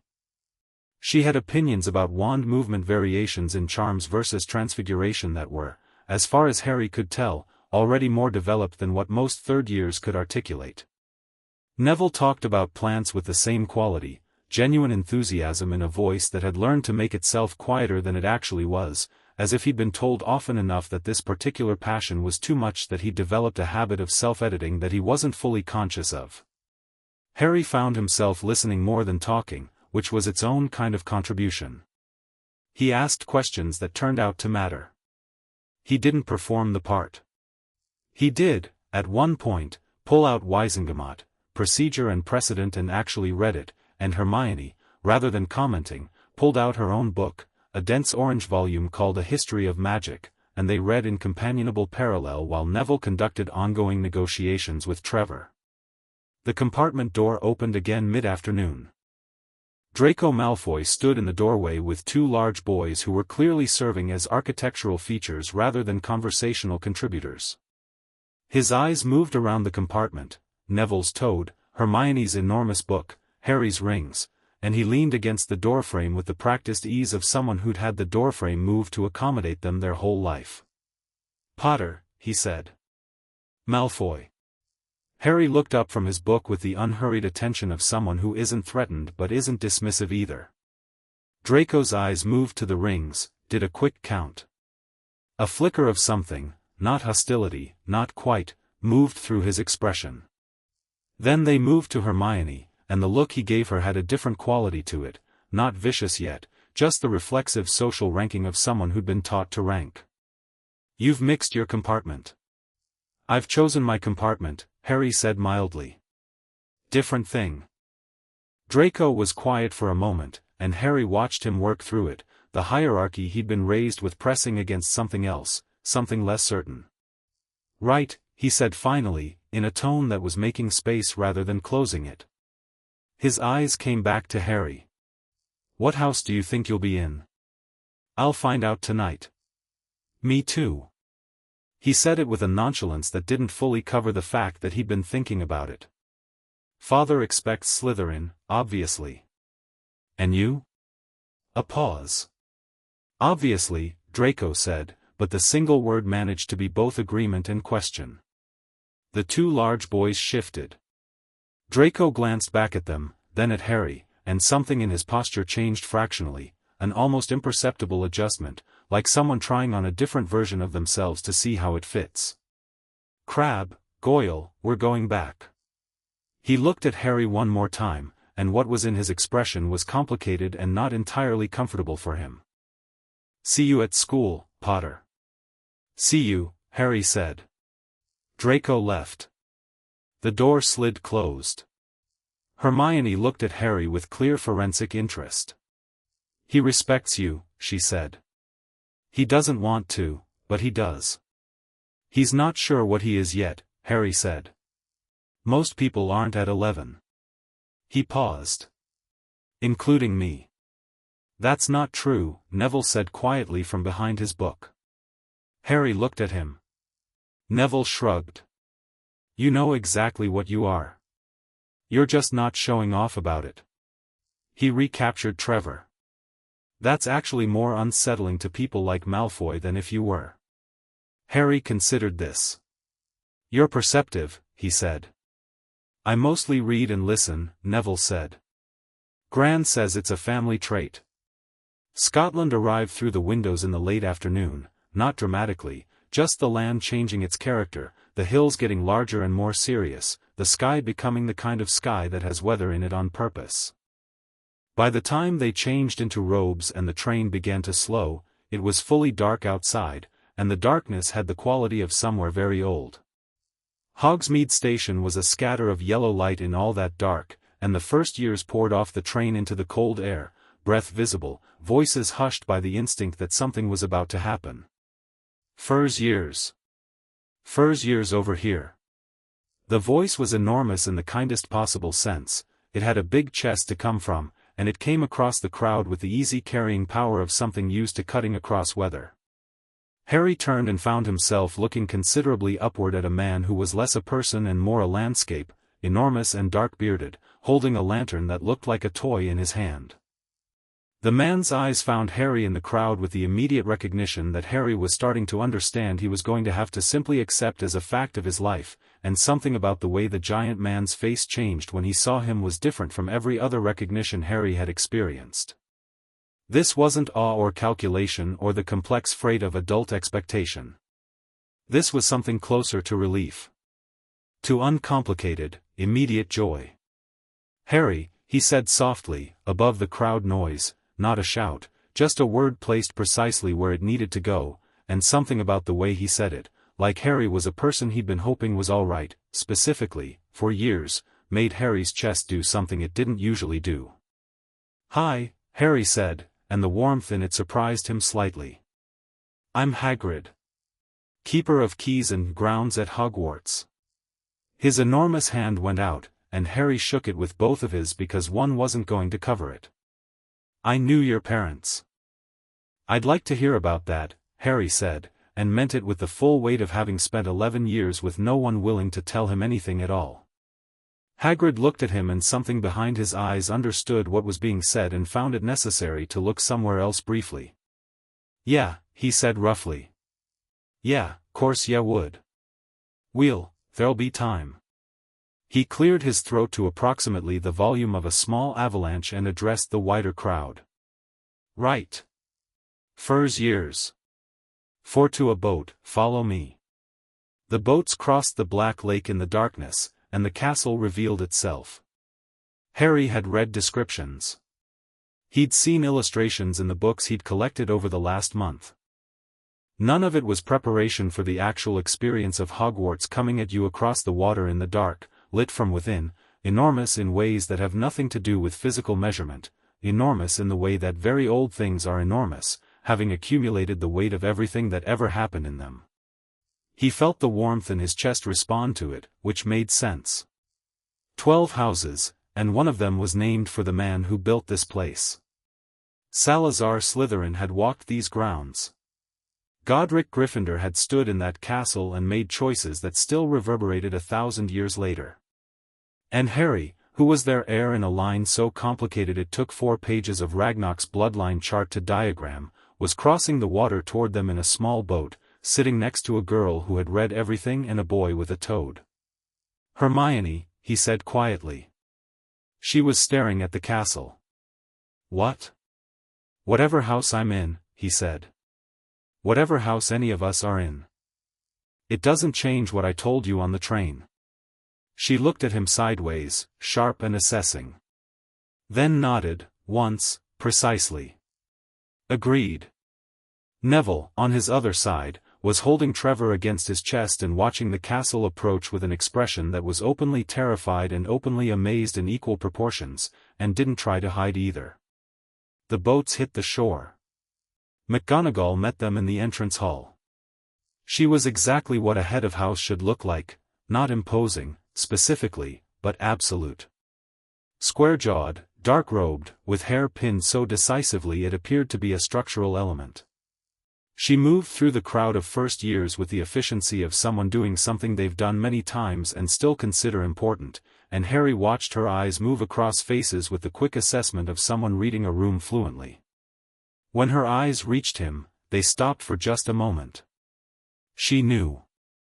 He could see it in the fractional pause, the controlled and professional way she continued past it, the slight adjustment of her posture that meant something was being filed away for later attention. But the glance she gave the rings on his hand was brief and entirely legible. She knew about the rings. Had probably found out recently, because the quality of her expression was the specific quality of someone working with new information that was still settling into place. "Welcome to Hogwarts," she said, addressing the whole group, and her voice had the precision of someone who chose every word on purpose. "The start of term banquet will begin shortly, but before you take your seats in the Great Hall, you will be sorted into your houses." She explained the houses briskly: Gryffindor, Hufflepuff, Ravenclaw, Slytherin, their values, their ghosts, their importance. "The sorting will take place in front of the rest of the school, but there is nothing to worry about." A pause that was almost dry. "Simply be yourselves. The hat is quite perceptive. She left them to wait. Around Harry, the first years fizzed with anxious conversation. Hermione was clearly revising mental catalogues. Neville had gone slightly pale. Draco, across the entrance hall with his two large companions, was performing nonchalance in the particular way of someone experiencing genuine anxiety.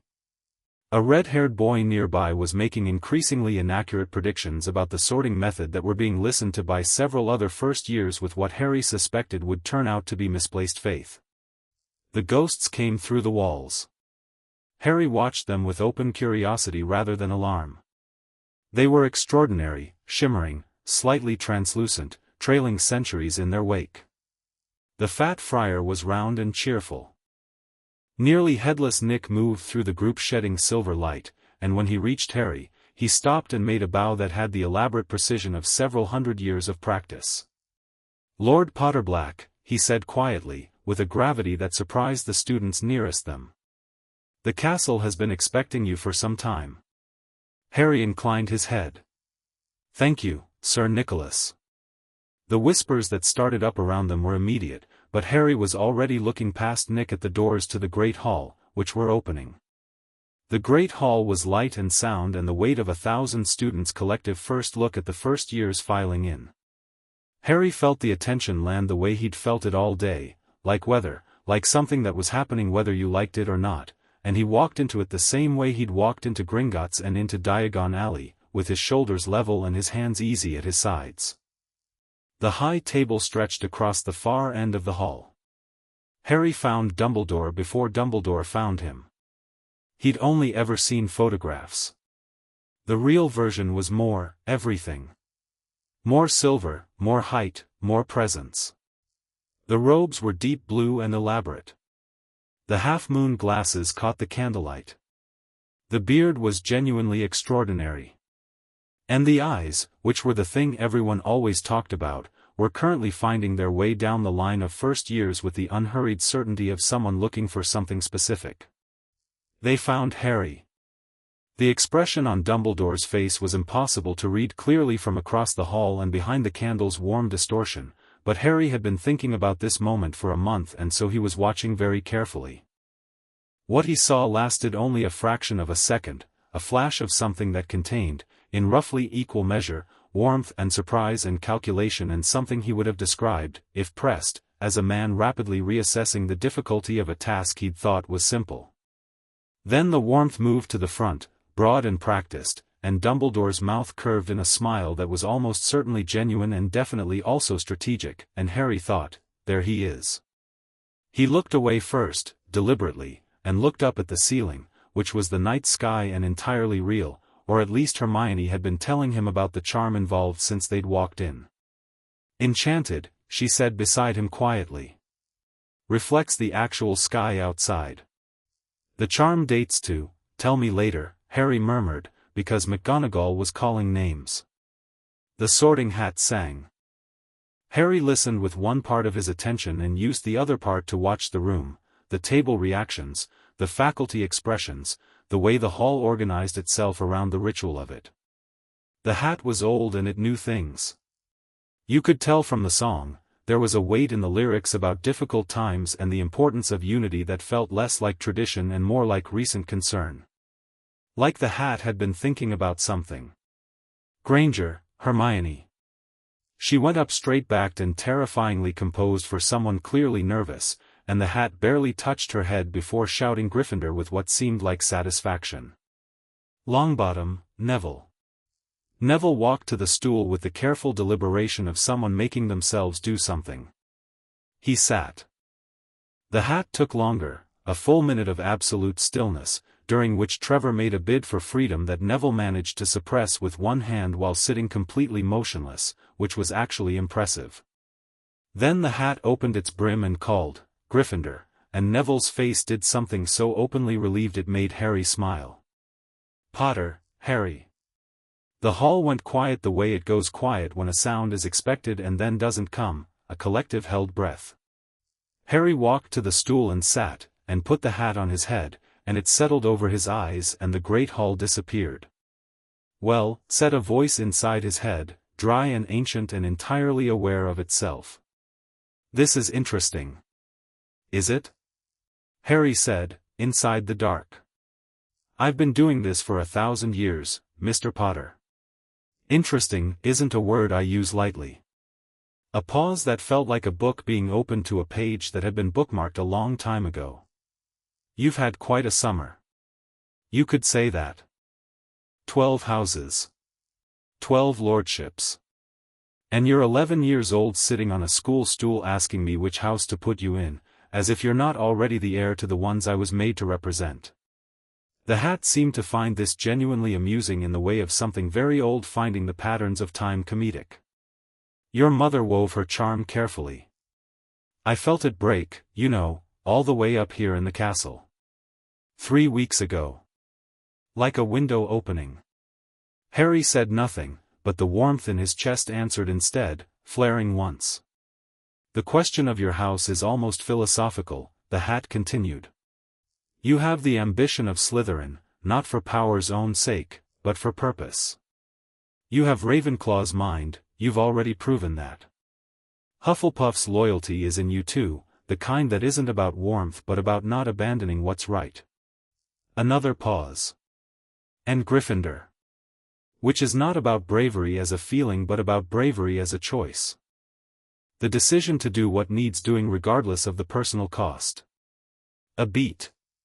You've been making that choice your whole life, without the language for it." "I don't mind where you put me," Harry said. "I'll be what I am regardless." "Yes," said the hat, and it sounded like it had been hoping for exactly that answer. "I know you will. That's precisely why I'm going to choose the one that needs you most right now, the one that will protect you least and demand the most from you, and that will put you directly in front of the man who has been counting on you never to look him clearly in the eye." The hat paused for exactly one more second. Then, "Gryffindor." The Gryffindor table erupted. Harry took the hat off, handed it back to McGonagall, who received it with an expression that contained rather a lot of barely restrained intensity, and walked to the red and gold table where Hermione was already clapping and Neville had the face of someone who'd won something they hadn't known they were competing for. He sat down. Hermione started immediately. "The hat took 45 seconds for you, longer than me but shorter than Neville. It was thorough," Harry said. "What did it say?" "That this is where I need to be." Harry reached for a glass of pumpkin juice, materializing on the table around him as the feast began, and didn't look at the high table, though he was entirely aware of it. And it was right. He did look, eventually. Couldn't not.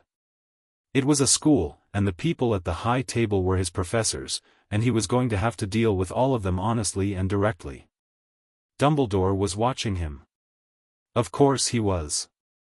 The twinkling warmth was fully deployed, that practiced grandmotherly radiance, and across the distance, through the candles, it arrived with the quality of something that had worked on Harry Potter for a very long time before meeting the actual Harry Potter, and finding the fit had changed. Harry held his gaze for a moment. Steady. Unblinking. Not hostile. Dumbledore's smile didn't waver. But something behind the eyes adjusted. Harry looked away, to Hermione, to Neville, to the feast appearing around them in the warmth and noise of the great hall, and let himself eat, and let himself feel, for the first time in a life defined by the absence of it, that he was somewhere he was supposed to be. He was here. He was Lord of 12 houses. He had allies, and documentation, and a goblin bank working on his behalf, and 2 people sitting on either side of him who had chosen him freely and clearly and without calculation. He was 11 years old. He was not afraid of anyone. And Dumbledore, who had not yet spoken a word to him, was already going to have to reconsider everything he thought he'd prepared for. The feast was excellent. After the food, after the announcements, Forbidden Forest, Forbidden, Mr. Filch's list of banned items, visible on his office door, Quidditch trials, October, and after Dumbledore's brief welcome speech, which Harry listened to with the focused attention of someone reading a text for its subtext, they filed out of the great hall behind Percy Weasley, a tall prefect with the energy of someone who would describe himself as responsible and others would describe as exhausting. Harry filed that away. Percy's family, the Weasleys, were a name he needed to map more carefully. He'd read enough to know they were Dumbledore adjacent in ways that were complicated and probably not deliberate. The common room was round and firelit and red-curtained and immediately felt like somewhere people had sat and argued and laughed and panicked about exams for centuries, and Harry stood in it for a moment and liked it without needing to explain why. Then McGonagall appeared in the portrait entrance, which was unusual. Portrait entrances were for students, not for the head of house, and the common room went quiet. She looked at Harry. "Mr. Potter," she said, "precisely. A word." The entire common room did the thing where everyone pretends not to watch while watching entirely. Harry followed her out through the portrait hole and into the corridor, which was empty and torchlit and had the quality of a conversation being specifically arranged. McGonagall walked 6 steps from the portrait hole, turned, and looked at him with the expression of a person who has been holding something together through sheer organizational will and is now in a context where she can briefly put it down. "The rings," she said. "Yes," Harry said. "You claimed the full inheritance. 3 weeks ago." She was quiet for a moment. McGonagall's silences were different from Ragnarok's, less predatory, more processing. She clasped her hands in front of her and looked at him with the particularly Scottish form of directness that had no appetite for softening things unnecessarily. "I have been a teacher at this school for 37 years, she said. "I have watched many things happen in that time that I did not agree with. Some of them I had the power to object to. Some I did not." A pause. "The situation with your family's estate is something I had strong suspicions about and insufficient proof to challenge." Another pause. "I imagine you now have proof." "Gringotts has an audit," Harry said. "Complete. Sealed. Copies in 3 locations." McGonagall closed her eyes for a moment in the way of someone receiving news they've been both dreading and needing for a long time. Then opened them. "He is not a bad man," she said, and the care with which she said it told Harry she'd been having this argument with herself. "What he believes completely. What he's done in the full conviction that it was necessary. That doesn't change what's in the ledger," Harry said. "No." She held his gaze. "No, it doesn't. I'm not going to make the year dramatic," Harry said. "I'm not looking for a confrontation. I have people working through proper channels, and when it's time it will go through proper channels. I just need to learn while I'm here." McGonagall studied him the way she might study a particularly significant transfiguration problem, with complete attention and without any need to rush to conclusion. "You said that like someone who's already decided what proper channels look like." "Wizengamot," Harry said. "Gringotts. Legal documentation. Not a scene in a corridor." "Good." She unclenched her hands. Then, in a tone that was both professional and something warmer underneath it, "Your mother was in my house. She was one of the finest students I ever taught.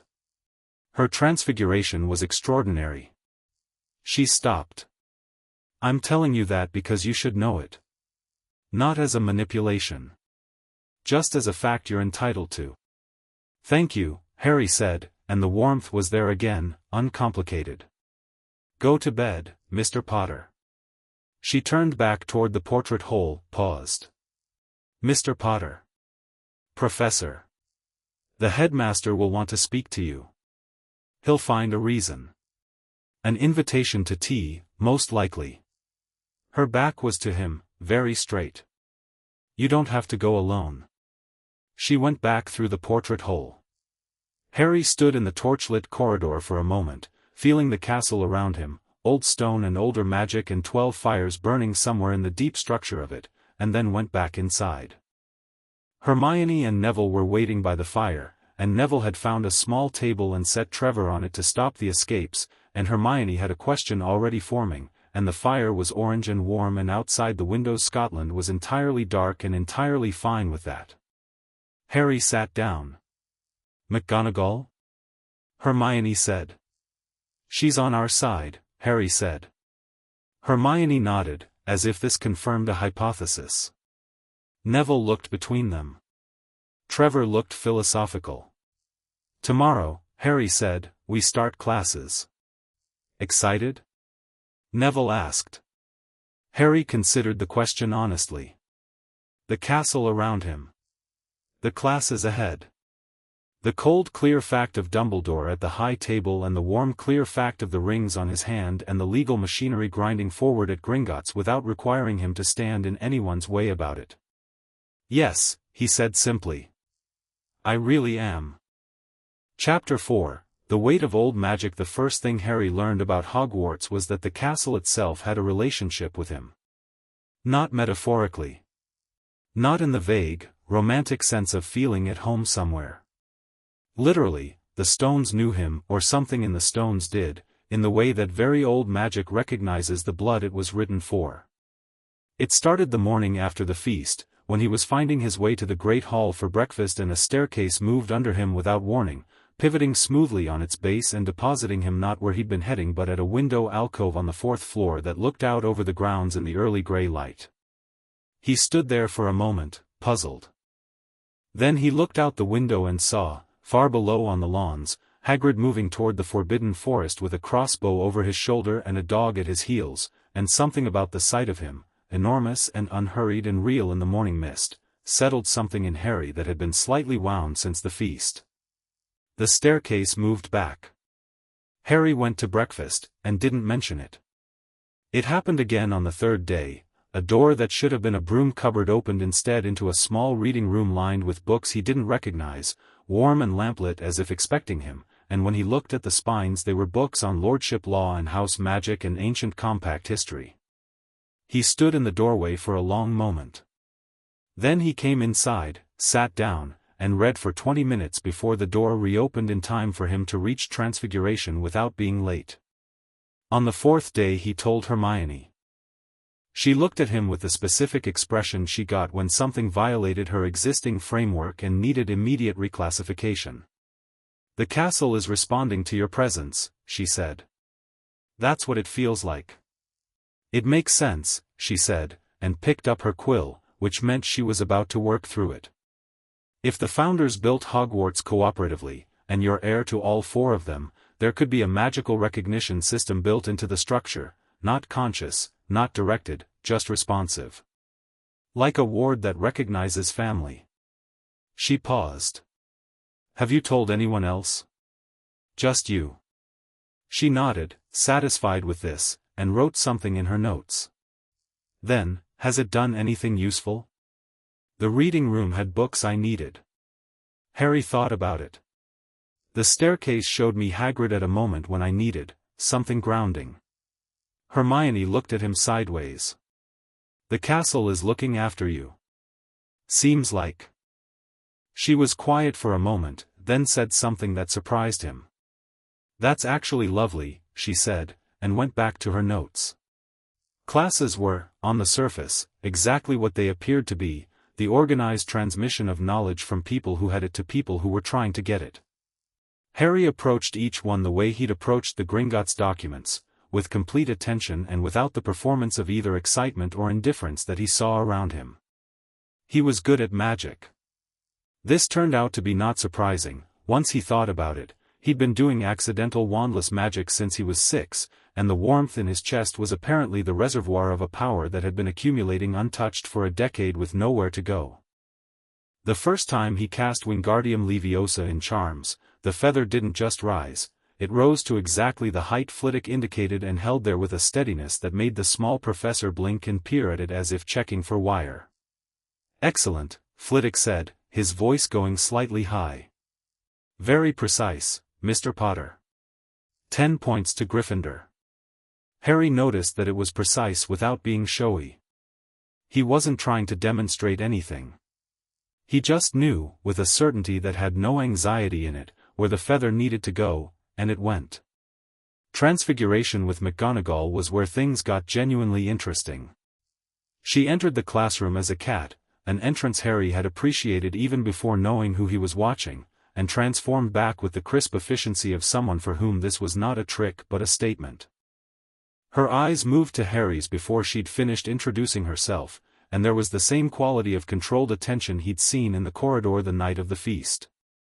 "Transfiguration," she said, "is one of the most complex and dangerous branches of magic taught at this school. Anyone who does not take it seriously will leave the classroom." She paused with the timing of someone who has done this speech enough times to know where the weight should land.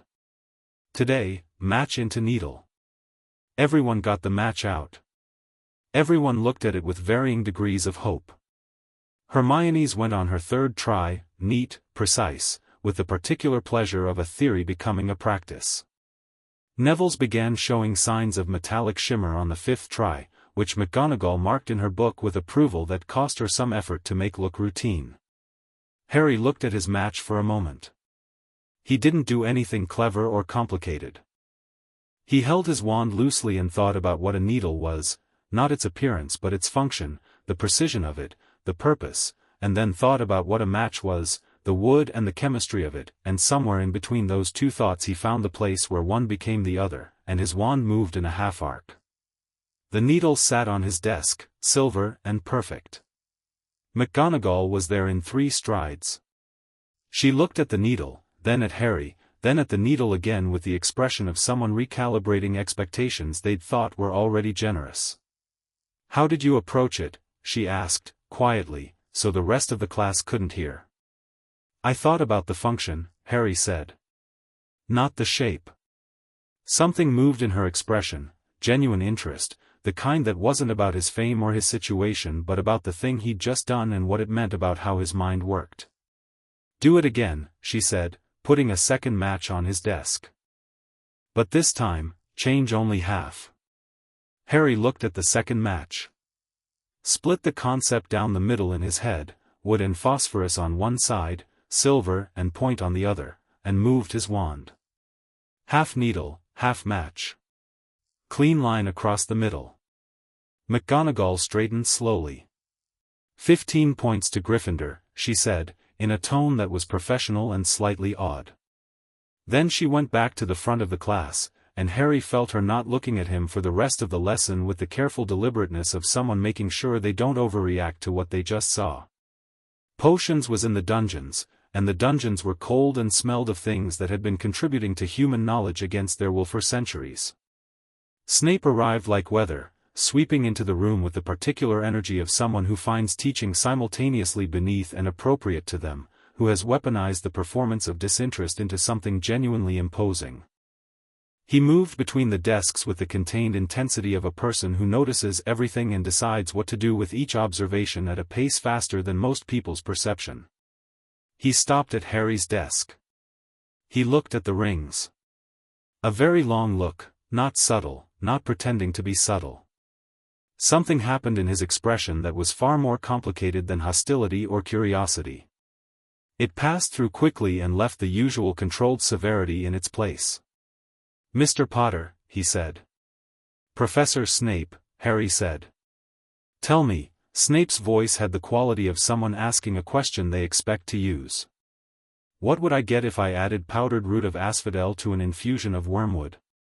Around them, the dungeon went still with the specific stillness of a classroom watching someone be used as an example. Harry had read all his textbooks. Twice, in the case of potions, because the subject had interested him for its combination of precise chemistry and magical theory.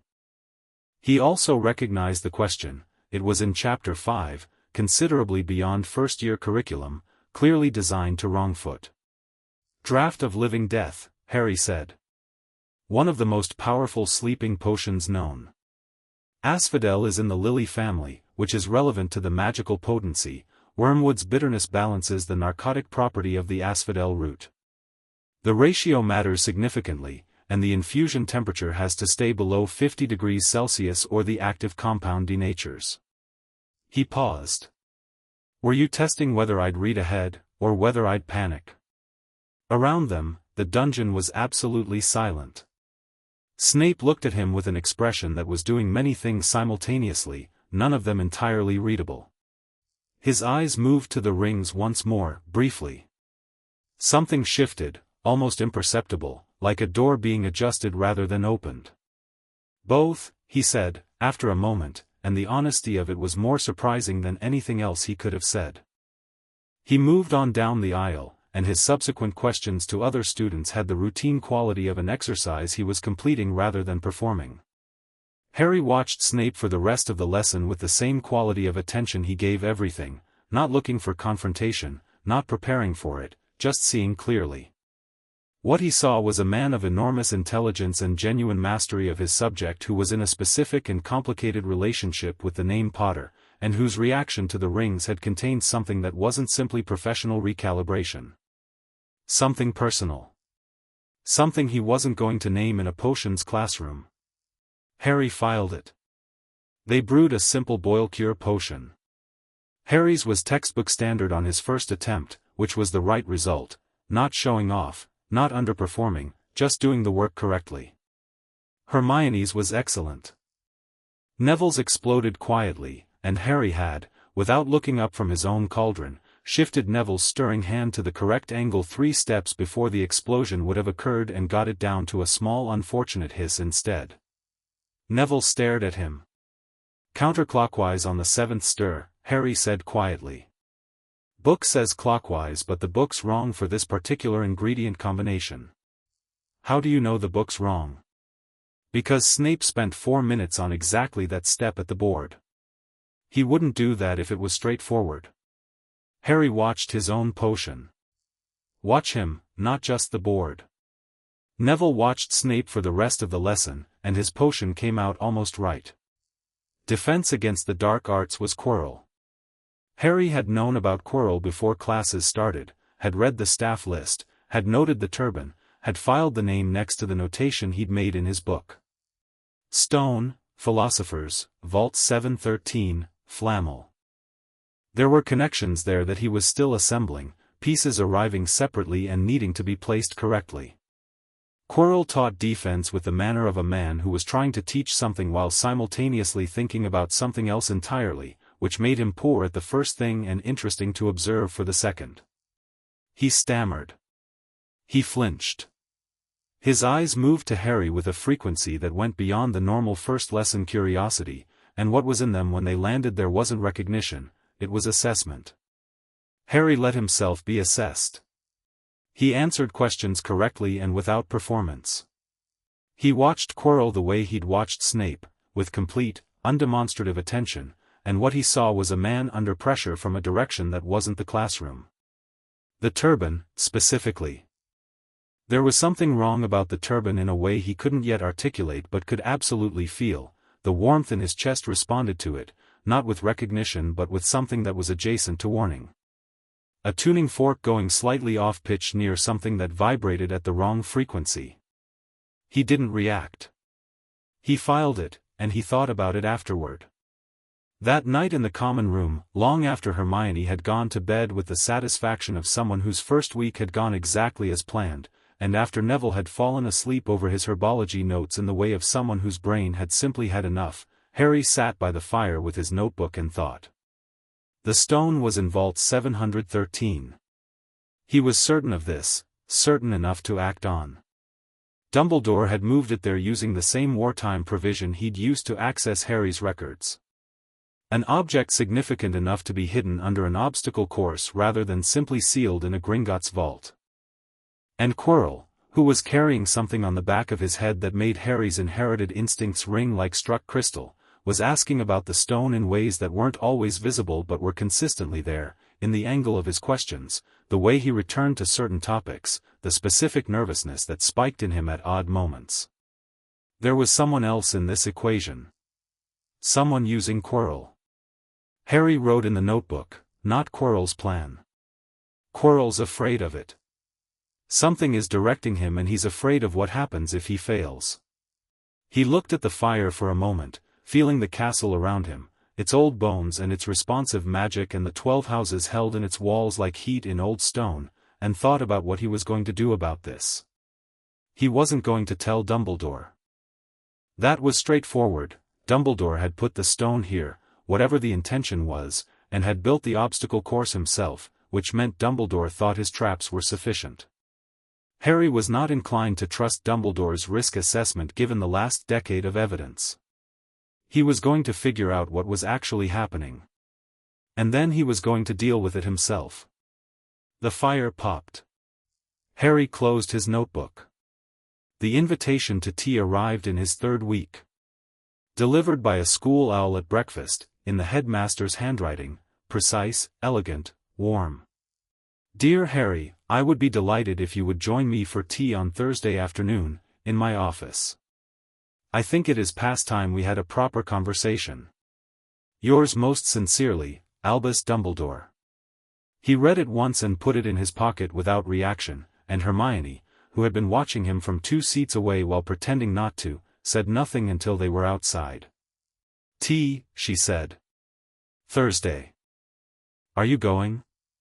Yes, Harry said. Are you busy Thursday afternoon?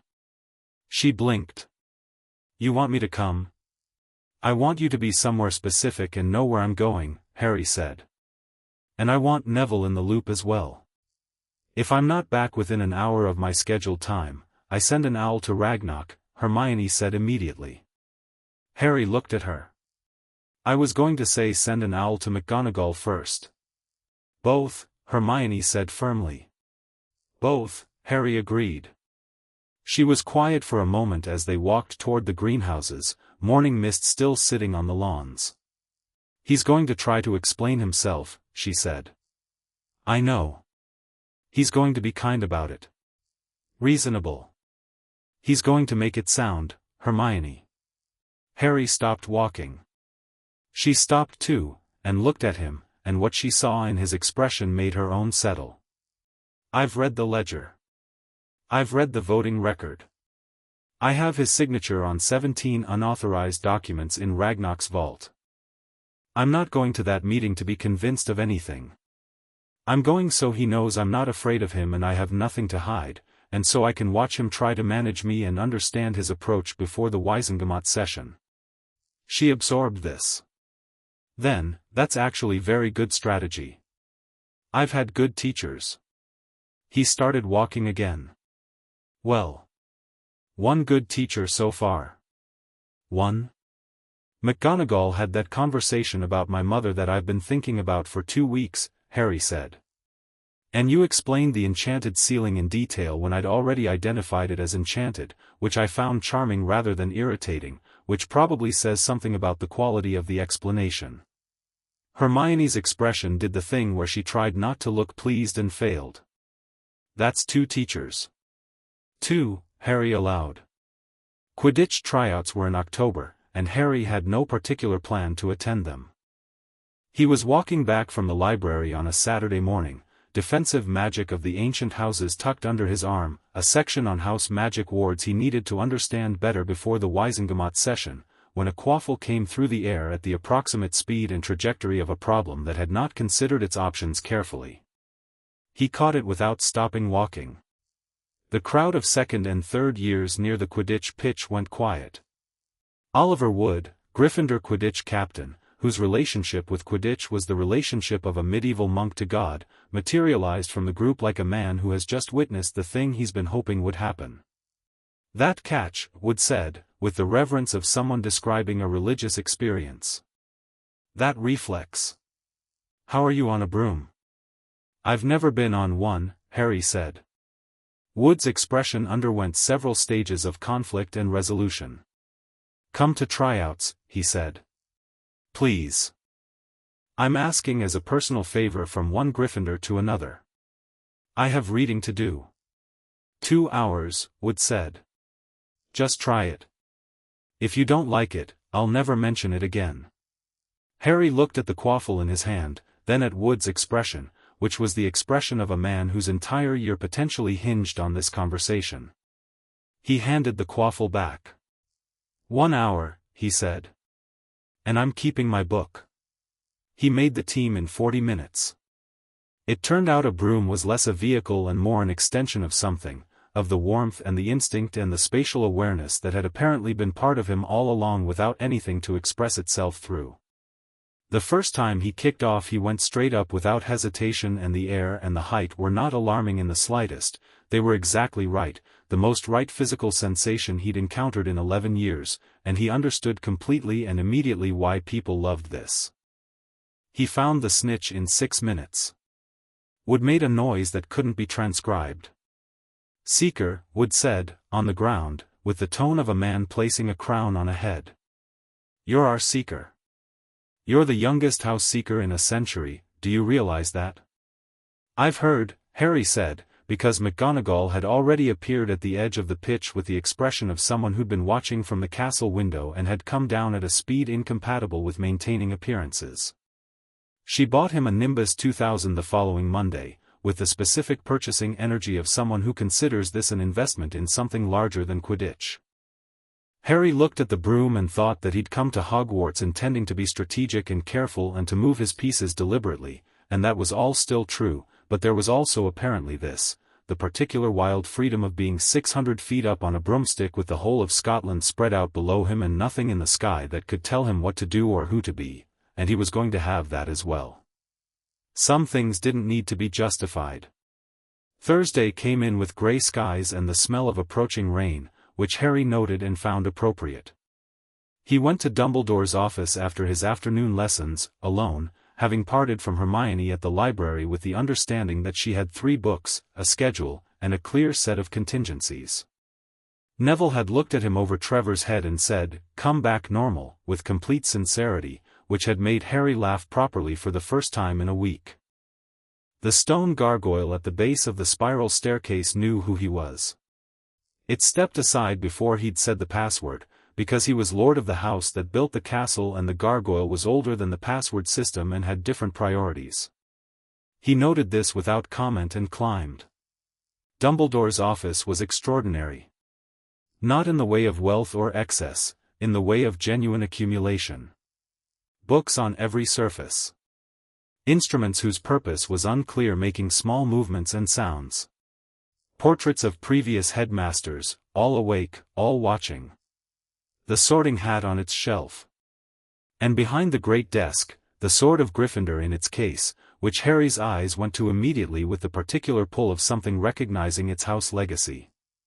Dumbledore was already standing, and the warmth he projected was the warmth of a fire someone had kept burning for a specific purpose, genuine at its core, carefully managed at its edges. Harry, he said, and the name was used rather than the title, which was a choice. Professor Dumbledore, Harry said, and sat in the chair across the desk before being invited to, which was also a choice. Dumbledore sat too, unhurried. Fawkes the Phoenix was on his perch, and the bird looked at Harry with one copper eye and made a sound that was less a song than a chord, something harmonic and complicated. Harry looked back at Fawkes with the interest of someone who found phoenixes genuinely extraordinary, and something in the bird's eye recognized this and accepted it. Tea appeared. Harry didn't touch it. "I imagine," Dumbledore said, with the voice of someone threading a needle, "that this has been quite a remarkable few months for you." "Yes," Harry said. "The inheritance claim."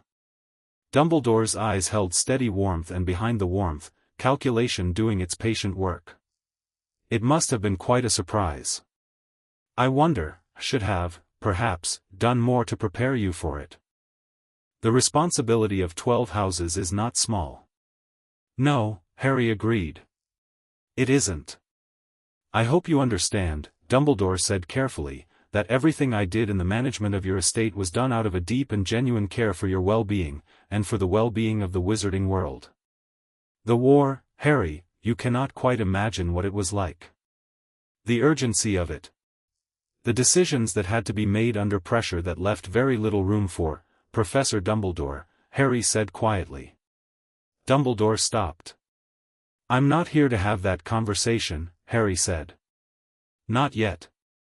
We both know what's in the audit and we both know what those documents say, and we'll have a formal conversation about that when the time is appropriate and the right people are in the room." He looked at Dumbledore steadily. Not with anger. Not with accusation.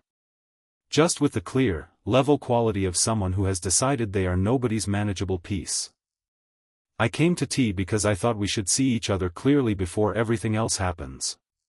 So we're not performing. Dumbledore was quiet for a long moment.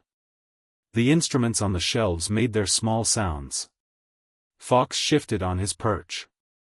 Outside, the rain that had been threatening all day began against the windows, quiet and steady. "You are not," Dumbledore said at last, in a voice that had lost most of its managed warmth and found something more genuine underneath, "what I expected." "People keep saying that," Harry said. "I'm sure they do." He looked at Harry with those half-moon glasses, and behind them the eyes were doing something Harry hadn't seen from them before, not calculation, not warmth as performance, but something closer to the look of a man genuinely reassessing the territory he's standing on. "May I ask you something honestly?" "Yes." "Are you afraid of me?" "No," Harry said simply. Dumbledore absorbed this. "You understand," he said slowly, "that I am still the headmaster of this school. That I am still Chief Warlock. That regardless of what proceedings may be pending, those facts remain." "I know," Harry said. "And you're still my teacher, and I intend to learn everything this school can teach me, and I don't have any interest in making your job difficult on a daily basis. That's not what I'm doing." He paused. "But I'm not going to be managed. I'm not going to be redirected or minimized or made to feel that the things in that ledger are things I should set aside for the greater good." The phrase landed with specific weight. "I've heard quite enough about the greater good." Dumbledore's hands, on the desk, were very still. Harry stood. "I appreciated the tea," he said. "I didn't drink it because I don't know what's in it, and I think you'd respect me less if I did." Something moved across Dumbledore's face, complicated and honest and briefly unguarded. It might, in a different context, have been called surprised approval. "Yes," he said quietly.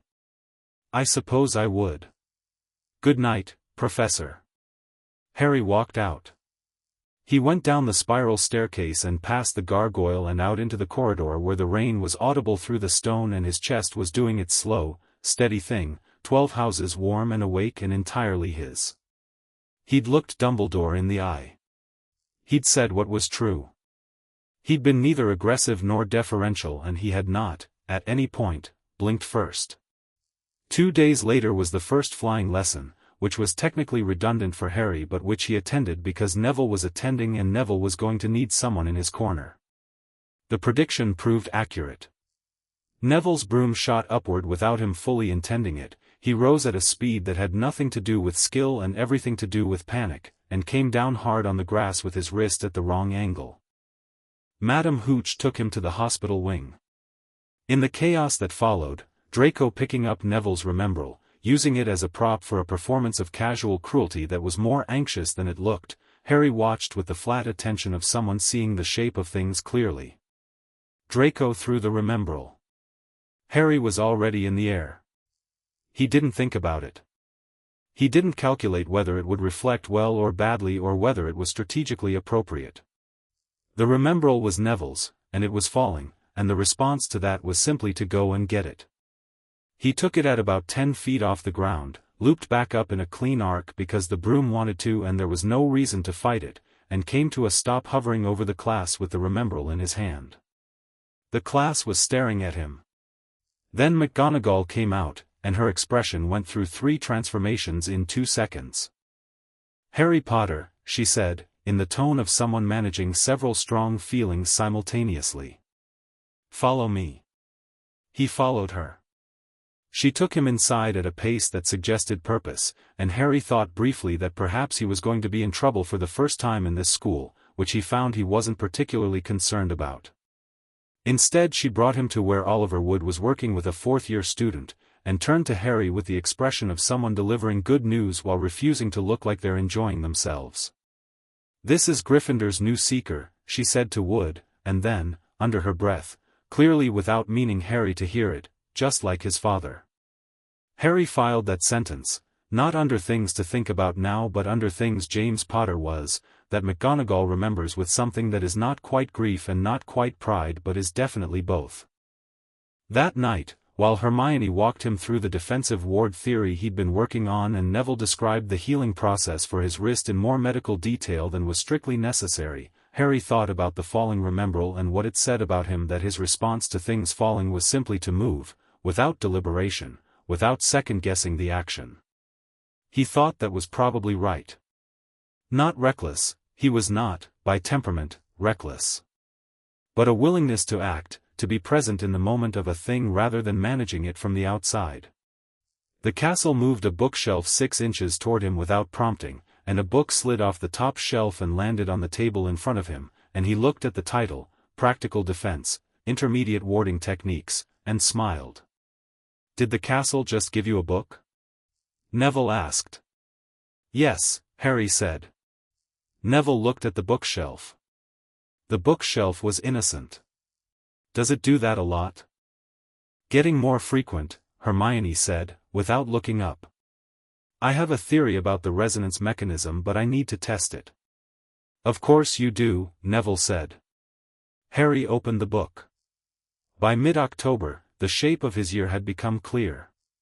He knew the stone was in the castle, had known since August, confirmed by everything Quirrell's behavior demonstrated. He knew Quirrell was being directed, and his best current understanding of the director was that it was something old and dark and connected to the name that everyone avoided saying out loud, and connected to a night 11 years ago that had given Harry a scar and a legacy and 12 sleeping houses and a decade in a cupboard. He knew Dumbledore knew the stone was here, had put it here, and believed his obstacle course was sufficient. He was going to be wrong about that, and Harry was going to need to be ahead of when the wrong happened. He knew the Wizengamot session was coming. Ragnarok had sent a careful letter through a private owl, not a school owl, a Gringotts bird that nobody else had business handling, noting that the formal challenge to Dumbledore's proxy authorization had been filed, that 3 other Wizengamot members had joined the challenge as co-petitioners, that the session date was set for late November, and that Harry's votes, held by Gringotts as institutional guardian, were locked against any motion Dumbledore might attempt to use them for in the interim. Also, Ragnarok had written, "The Lestrange Review Challenge is proceeding. Lady Longbottom has been informed. There is a development regarding the Gaunt estate vault that requires your attention. I will detail it at your earliest convenience."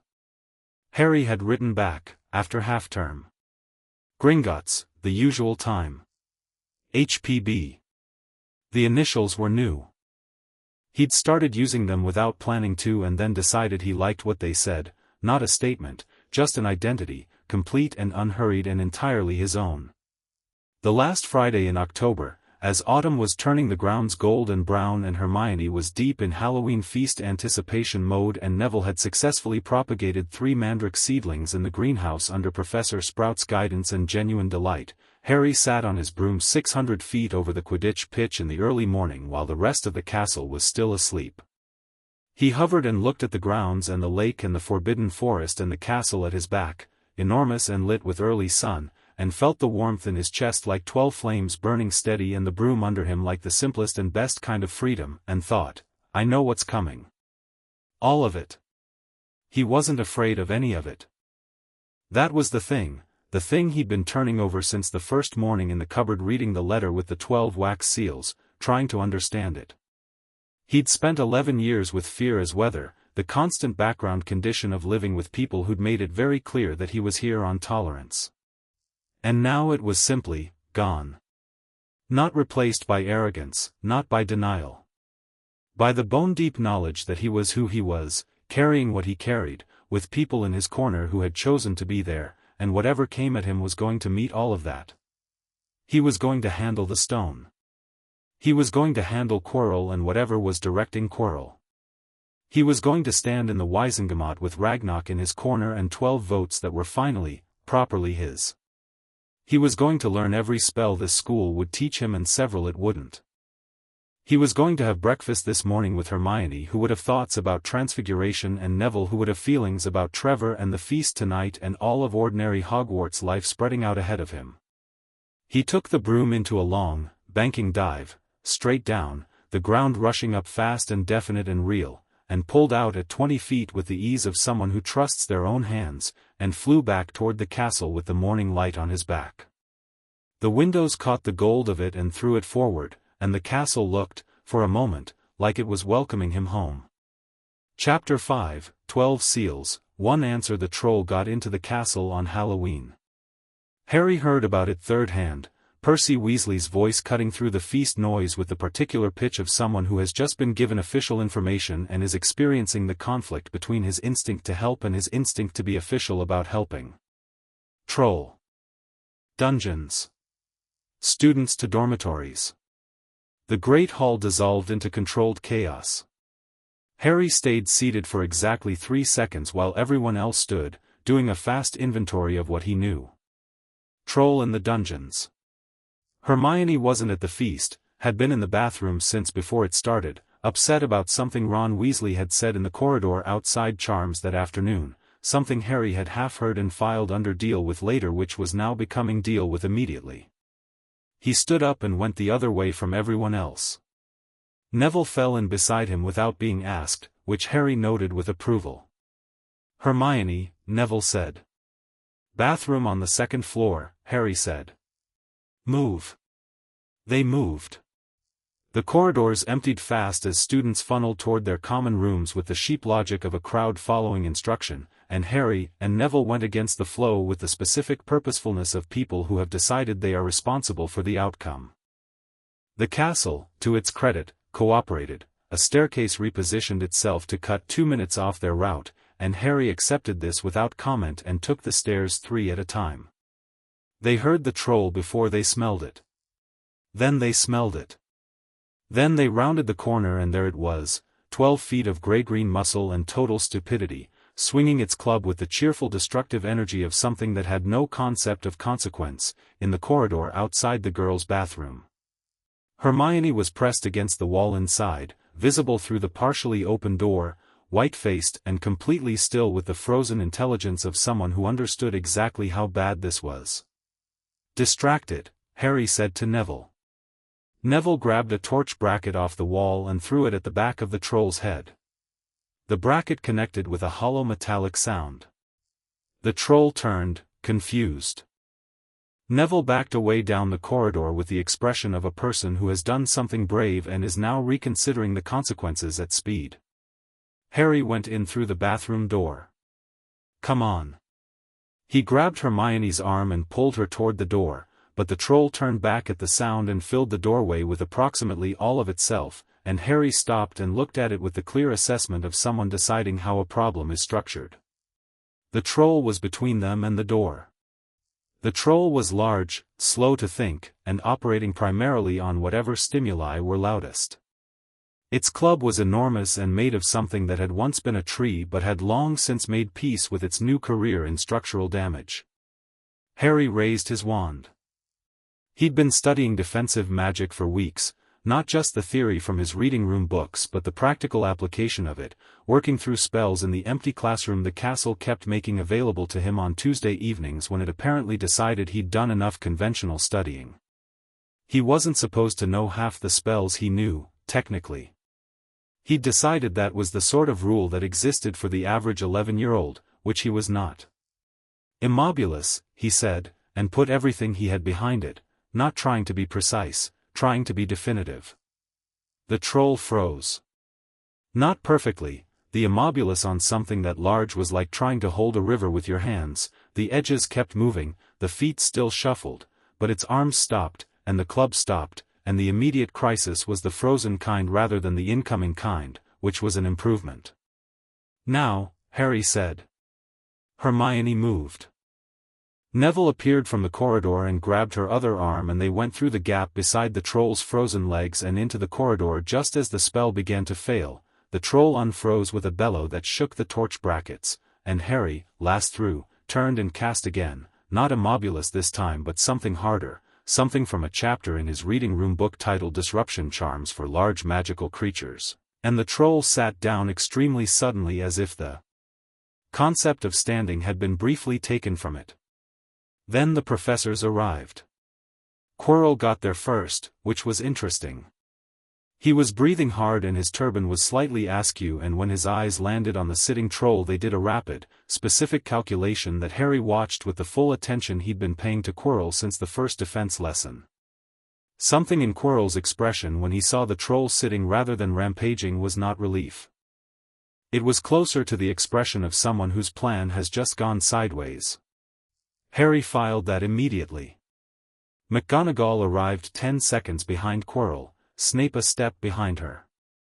McGonagall's expression moved through several transformations: concern, relief, controlled fury, as she took in the sitting troll, the three students, and the visible evidence that 2 first-years had done something significant with their wands.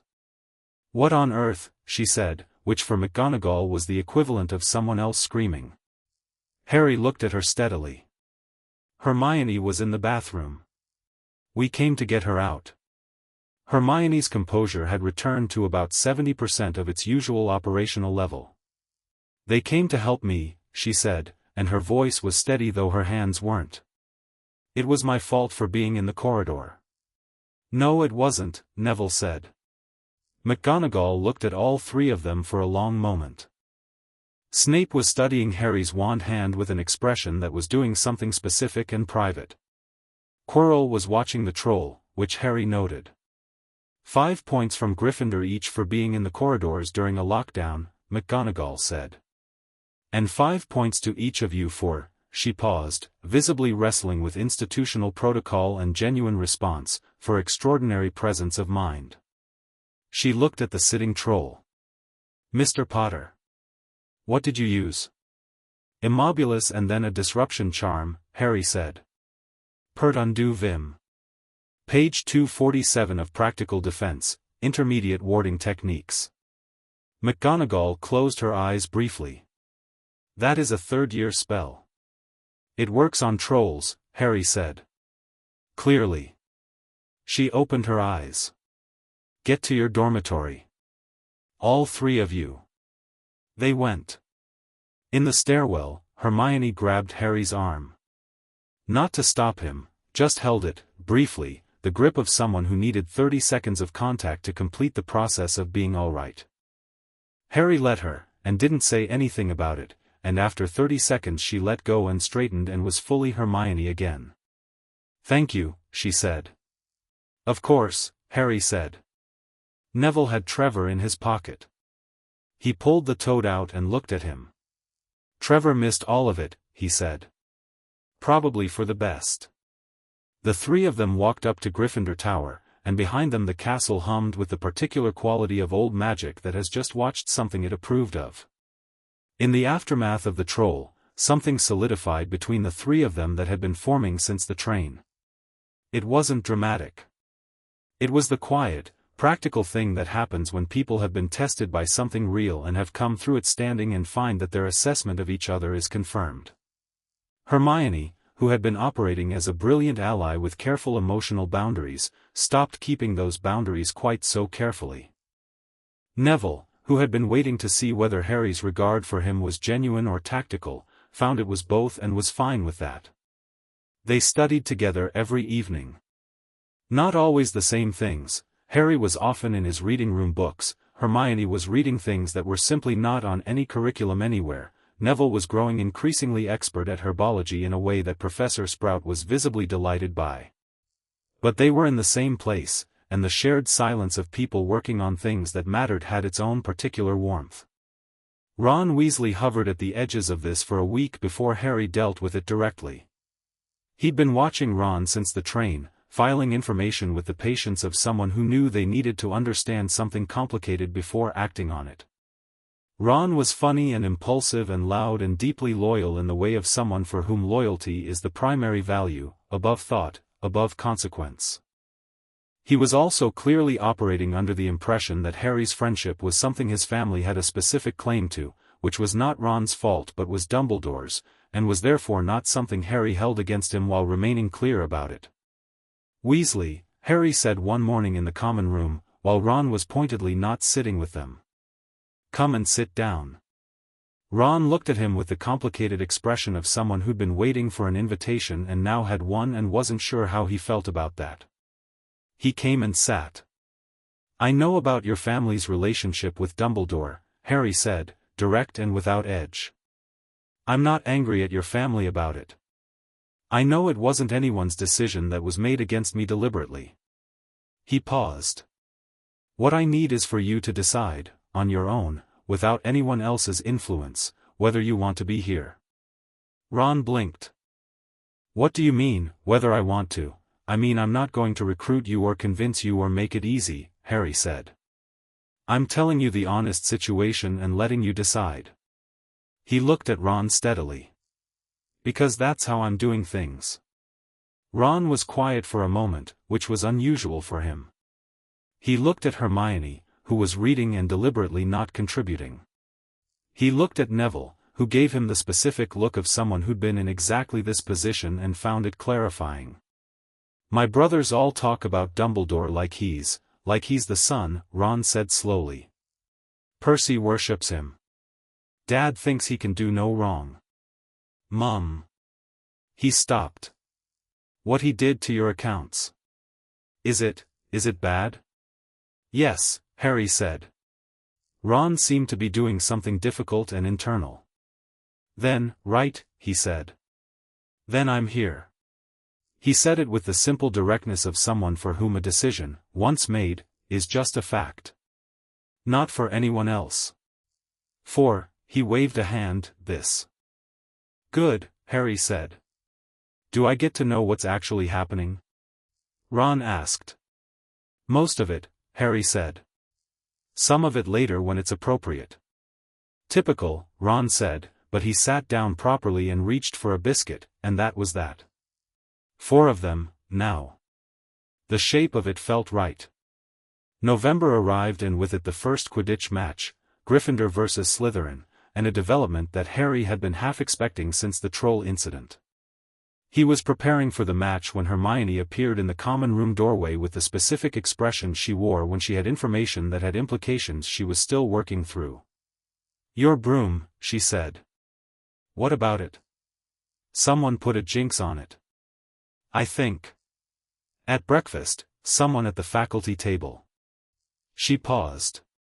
I was watching Quirrell during the match briefing because of what you told me, and his lips were moving. He wasn't eating. Harry turned this over. Not Snape? Everyone assumes Snape, Hermione said. I watched both. Snape was staring at you but his lips weren't moving. Quirrell was whispering. Harry thought about the troll. About how Quirrell had gotten there first, how the door to the girls' bathroom had been unlocked from outside. About the expression on Quirrell's face when the troll was sitting rather than rampaging. Quirrell let the troll in, Harry said. Hermione nodded. She'd gotten there on her own, he could see it, had been building the same case with her own angles on the evidence. As a distraction. Either to get someone out of position, or to get access to something while everyone was dealing with it. She paused. The stone. He was testing the route, Harry said. Or testing what would respond. He thought about Dumbledore's obstacle course below the trapdoor.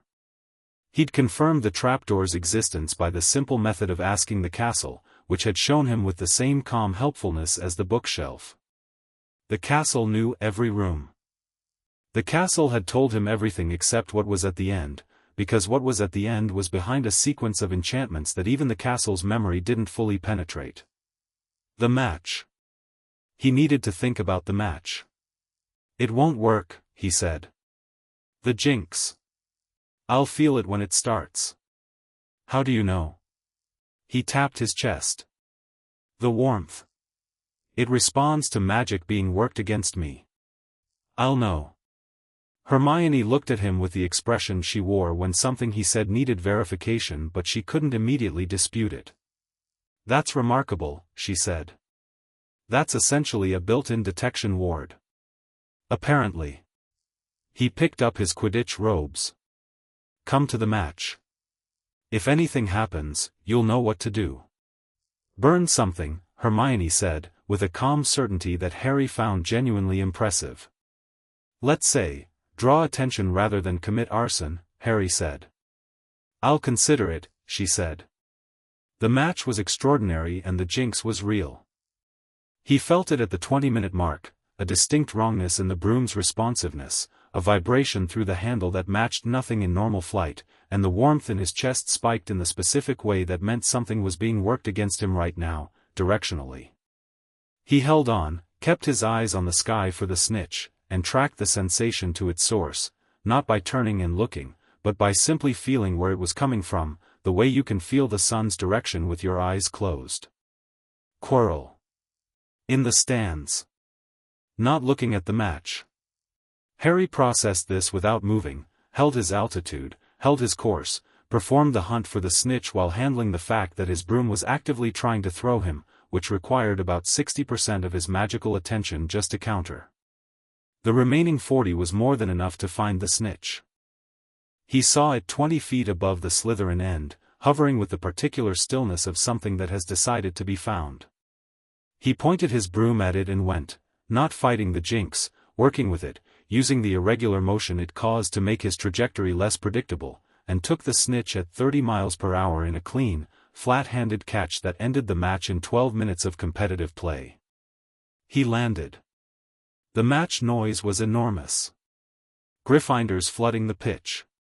He looked across the stands and found Quirrell in the crowd, and Quirrell was looking back at him with an expression that had too many layers to read quickly: calculation, frustration, and underneath both of them something that Harry now recognized as fear. The specific fear of someone who answers to something worse than failure.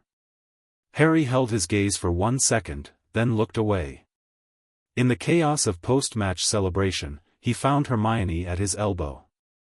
"He stopped when you caught the snitch," she said quietly. "He just stopped. Because the point was to interfere with my seeking, not to throw me off," Harry said. "He needed me distracted during the match." "Why?" "The match is the one time the castle's major wards are in a reduced monitoring state," Harry said. "All the magical attention of the staff is on the pitch." He paused. He was going for the trapdoor. Hermione's expression went very still. "Did he get there?" "I don't think so. I think whatever's guarding the trapdoor is thorough enough that he couldn't do it quickly." He thought about this. "He's getting closer, though. Whatever he needs to get through the protections, he's been working on it." The troll was reconnaissance. The match was a distraction attempt. He looked at the castle. "He'll try again." "When?" "When he thinks he has everything he needs." Harry stripped his Quidditch gloves.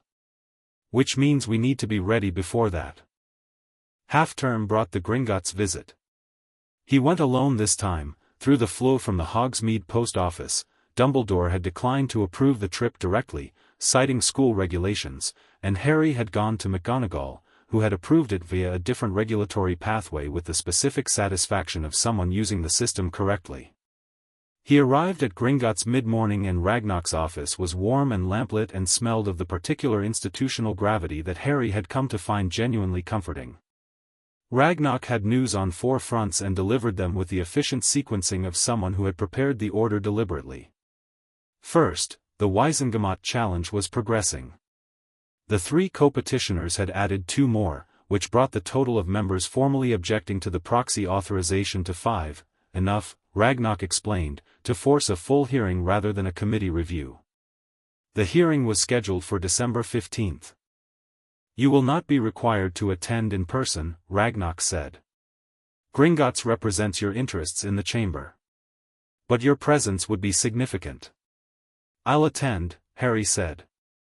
"You'll need to leave Hogwarts for a day. McGonagall will handle it."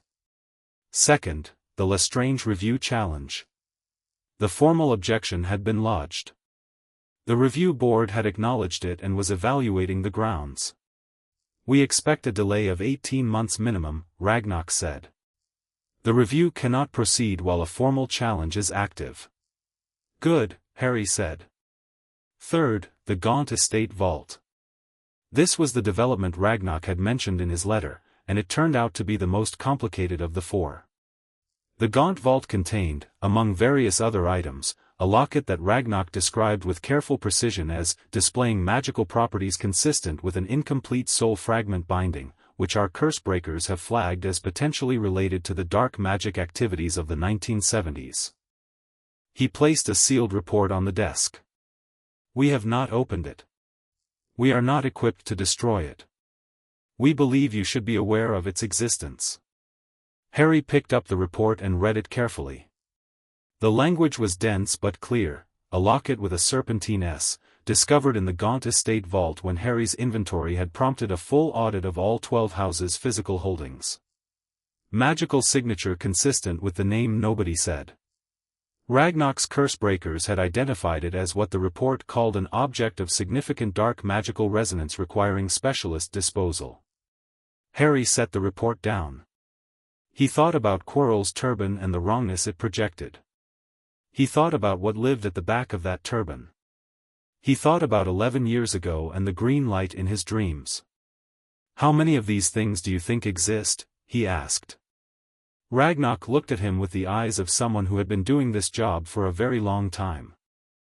Our Cursebreaker's assessment is that the magical investment required for this kind of object is not sustainable at multiples, he said carefully. The instability would compound. However, the report suggests the fragment is incomplete, which implies the original was split more than once, Harry said. Yes. They looked at each other across the desk. Seal the vault, Harry said. Maximum security. Nothing in or out. And I need a name, the best cursebreaker you have who has experience with this specific type of dark object. Bill Weasley, Ragnarok said, without hesitation. He is currently on assignment in Egypt but returns in the spring. He is the best in Britain. Book him, Harry said. When he's back. Fourth, the properties. Ragnarok had completed the land registry update for all 12 houses. 12 sets of keys were presented across the desk, each labeled, each bearing the relevant house crest. Harry took them and put them in the inner pocket of his robe and felt their weight there like 12 additional proofs of a simple truth. One more thing, Ragnarok said. There's always one more thing, Harry said. The closest thing to a smile crossed Ragnarok's face.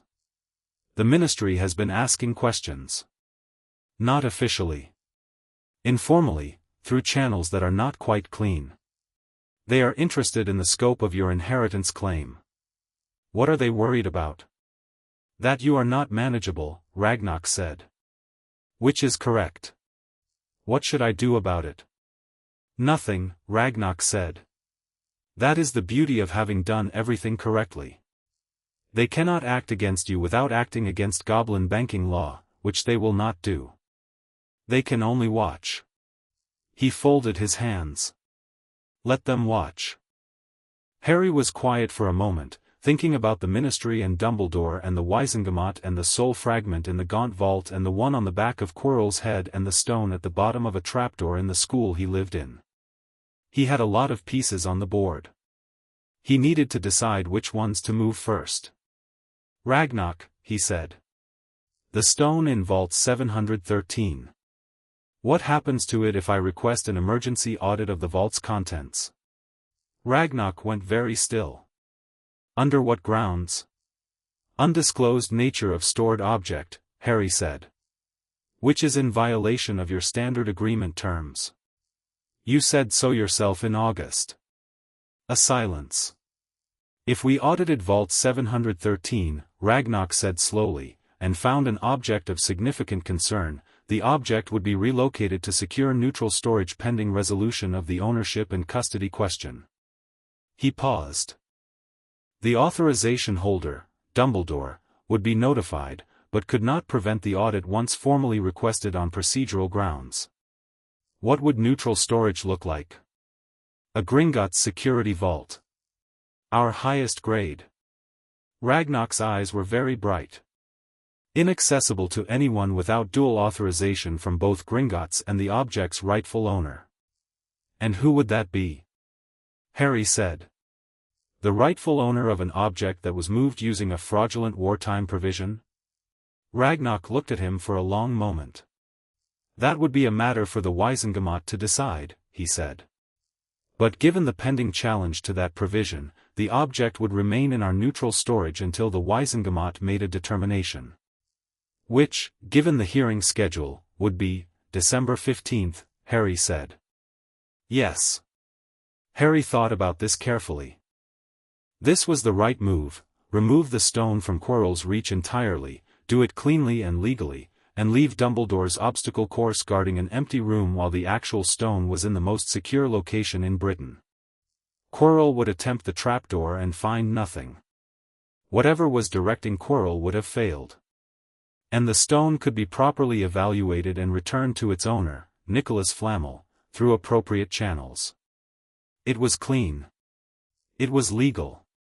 It required no confrontation in a dangerous corridor and no 11-year-old heroics. Request the audit, Harry said. Ragnarok reached for a document that had clearly been prepared in advance and was already waiting to be needed. He was back at Hogwarts by evening. Hermione and Neville were waiting in the common room with the contained patience of people who have been performing casualness while actually watching the portrait hole. Ron was there too, halfway through a game of chess with himself, which he appeared to be losing on both sides simultaneously. The stone is going to be moved, Harry said. Hermione sat up straight. When? Within the week. Ragnarok filed the audit request this afternoon. Dumbledore will, she started. He'll be notified. He can't stop it on procedural grounds, and he won't want to fight it publicly because that draws attention to the fact that he was storing an undisclosed object using a fraudulent provision. Harry sat down. He'll object through channels. Gringotts will process the objection. The stone will still be moved. And Quirrell? Neville asked. When he tries for the stone and it's not there, he'll have failed. Whatever's directing him, Harry paused, won't take that well. But that's going to happen inside the school's defenses, and Quirrell is the problem in that scenario, not me. He thought about it. Actually, I want to tell McGonagall about Quirrell. What exactly? Hermione said. That I believe Quirrell has been compromised. That I believe he has a connection to the object that was in Vault 713. That he attempted to jinx my broom during the Quidditch match and the troll was his doing. He looked at her. I have no proof of any of this. You have the witness account of the broom, Hermione said. And I watched him during the match. That's opinion, not proof. McGonagall won't need proof, Neville said quietly. She'll need reasonable suspicion to watch him. That's a lower bar. He paused. Gran says that's the difference between law and action. Law needs proof. Action needs enough to be responsible. Harry looked at Neville. Your Gran is formidable. She really is, Neville agreed. He went to McGonagall the next morning, before breakfast, in the clean early castle quiet when the corridors smelled of stone and cold air. He told her what he'd observed about Quirrell without embellishment or dramatic framing, laid it out with the same factual precision he'd use with Ragnarok, and watched her face process it. She didn't dismiss it. She didn't comfort him or tell him he was imagining things or suggest he leave this to adults who understood the situation better. She listened, and when he was done she was quiet for a moment, and then she said, I'll watch him. Thank you, Harry said. Harry. He turned at the door. She was looking at him with the expression she sometimes got, the one that was about his mother, about James, about 37 years of watching children come through this castle and what it meant to watch this particular one. You are navigating this with extraordinary, she stopped. Restarted. Your parents would be very proud of you. I am quite certain of it. Harry stood in the doorway for a moment, feeling the weight of that, the warmth of it, the complexity of it, the way gratitude for something you never had can exist alongside the grief of its absence. Thank you, he said again, and this time it carried everything.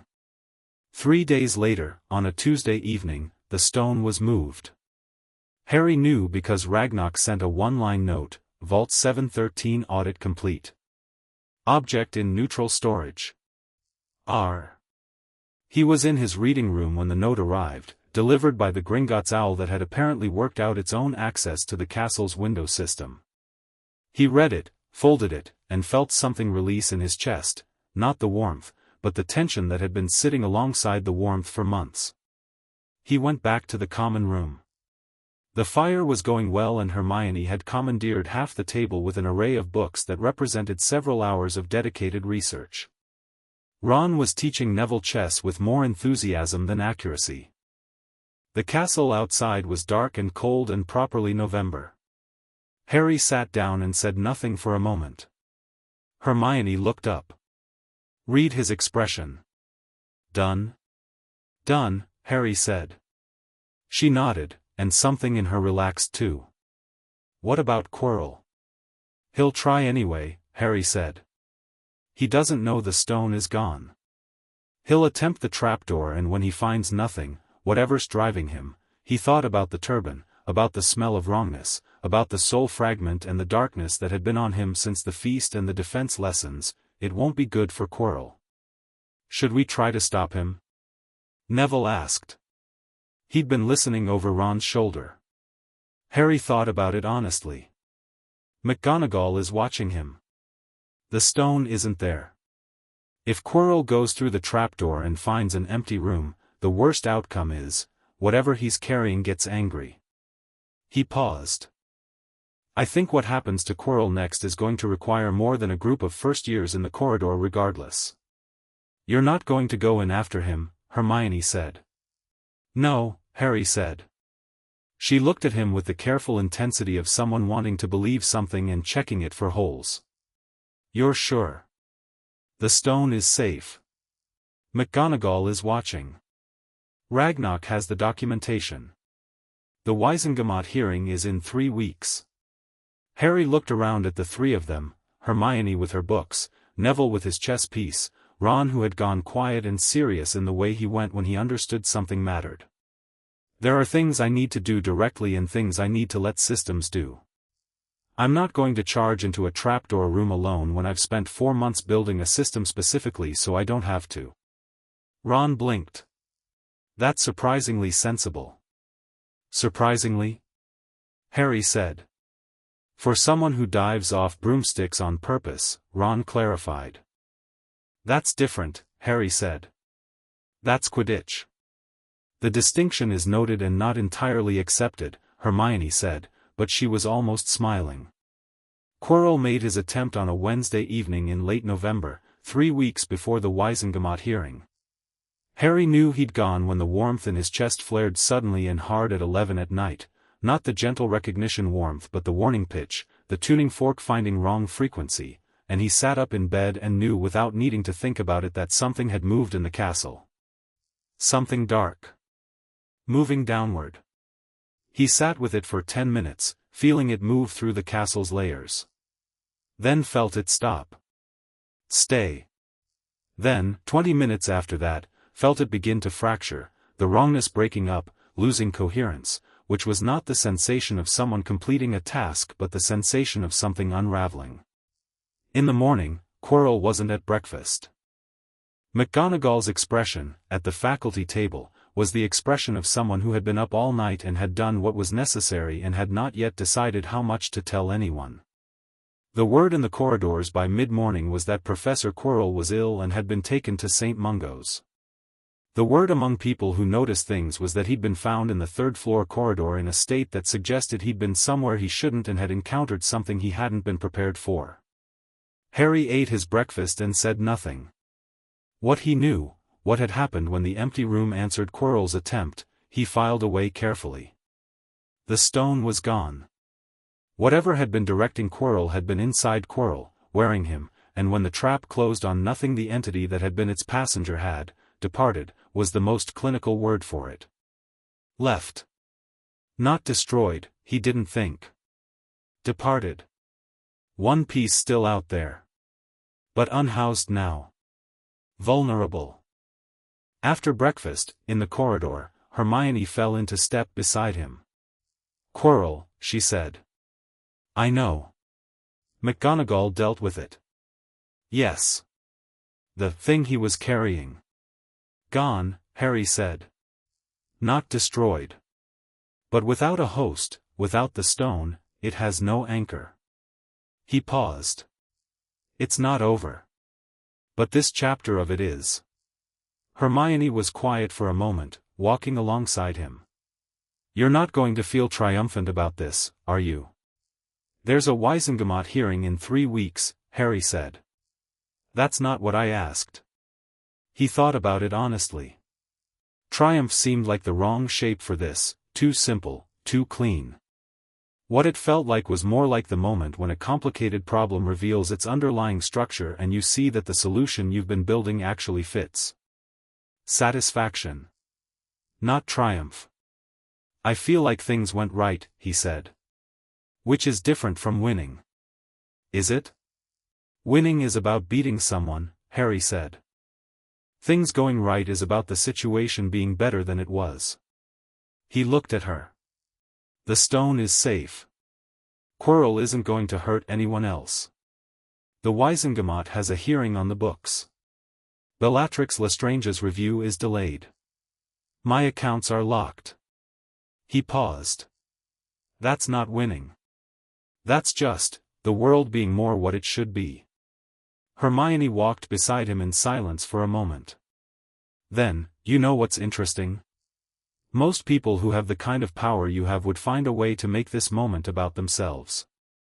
It's not about me, Harry said. I know. She paused. That's what I'm saying is interesting.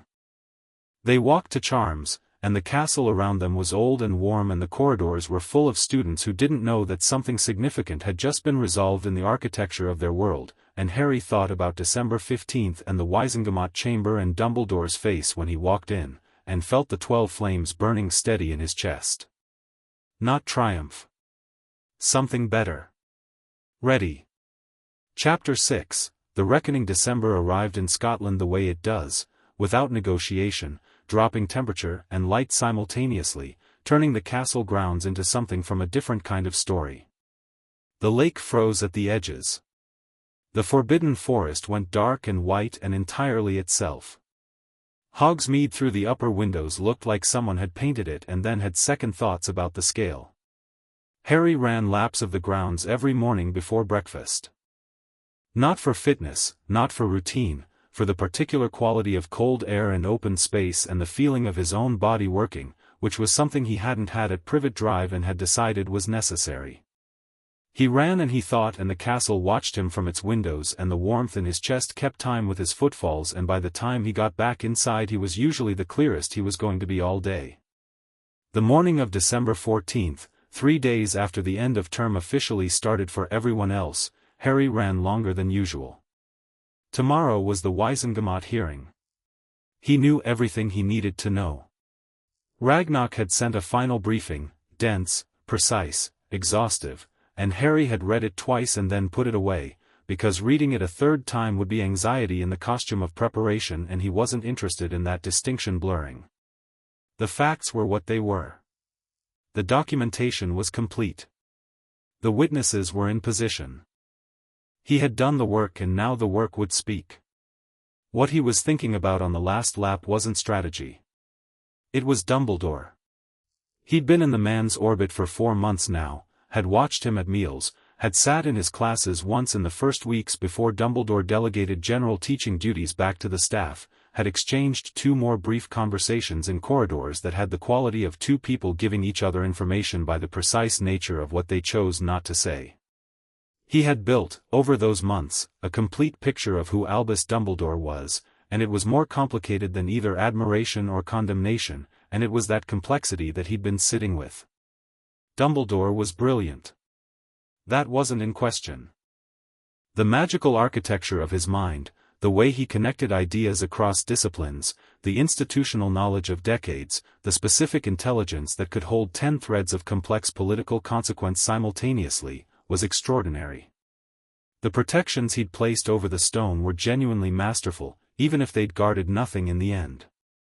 His care for the students in this castle was real. Harry had seen it often enough to be certain of it. He was also a man who had made a decision, 11 years ago, that Harry Potter needed to be kept small and powerless and alone, who had sustained that decision for a decade with methodical care, who had used Harry's stolen voice to shape legislation and policy according to his own judgment about what the wizarding world needed, and who had done all of it with the absolute conviction that he was right. That was the thing that made it hard. Not the theft. The certainty. The serene, impenetrable belief that his calculation of what was necessary superseded Harry's right to exist as his own person. You couldn't be simply angry at that. It required something more precise. Harry finished his last lap and stopped at the castle entrance, breathing steam into the cold air, and looked up at the building above him, all its towers and windows and history, and felt, very simply, ready. He went inside. McGonagall met him at the door of the great hall with a travel cloak over her arm and the expression of someone who had been awake at 6 in the morning for reasons unrelated to school administration. "Fleur from Hogsmeade," she said, handing him the cloak. "I'll come with you. Ragnarok expects us at 9. "You don't have to, I know I don't have to," she said, with the brisk precision of someone cutting off a sentence at its unnecessary part. "I'm coming." They walked to Hogsmeade in the early grey, McGonagall setting a pace that suggested she found dawdling morally questionable, and the village was quiet around them with the specific quiet of somewhere between its evening and morning selves.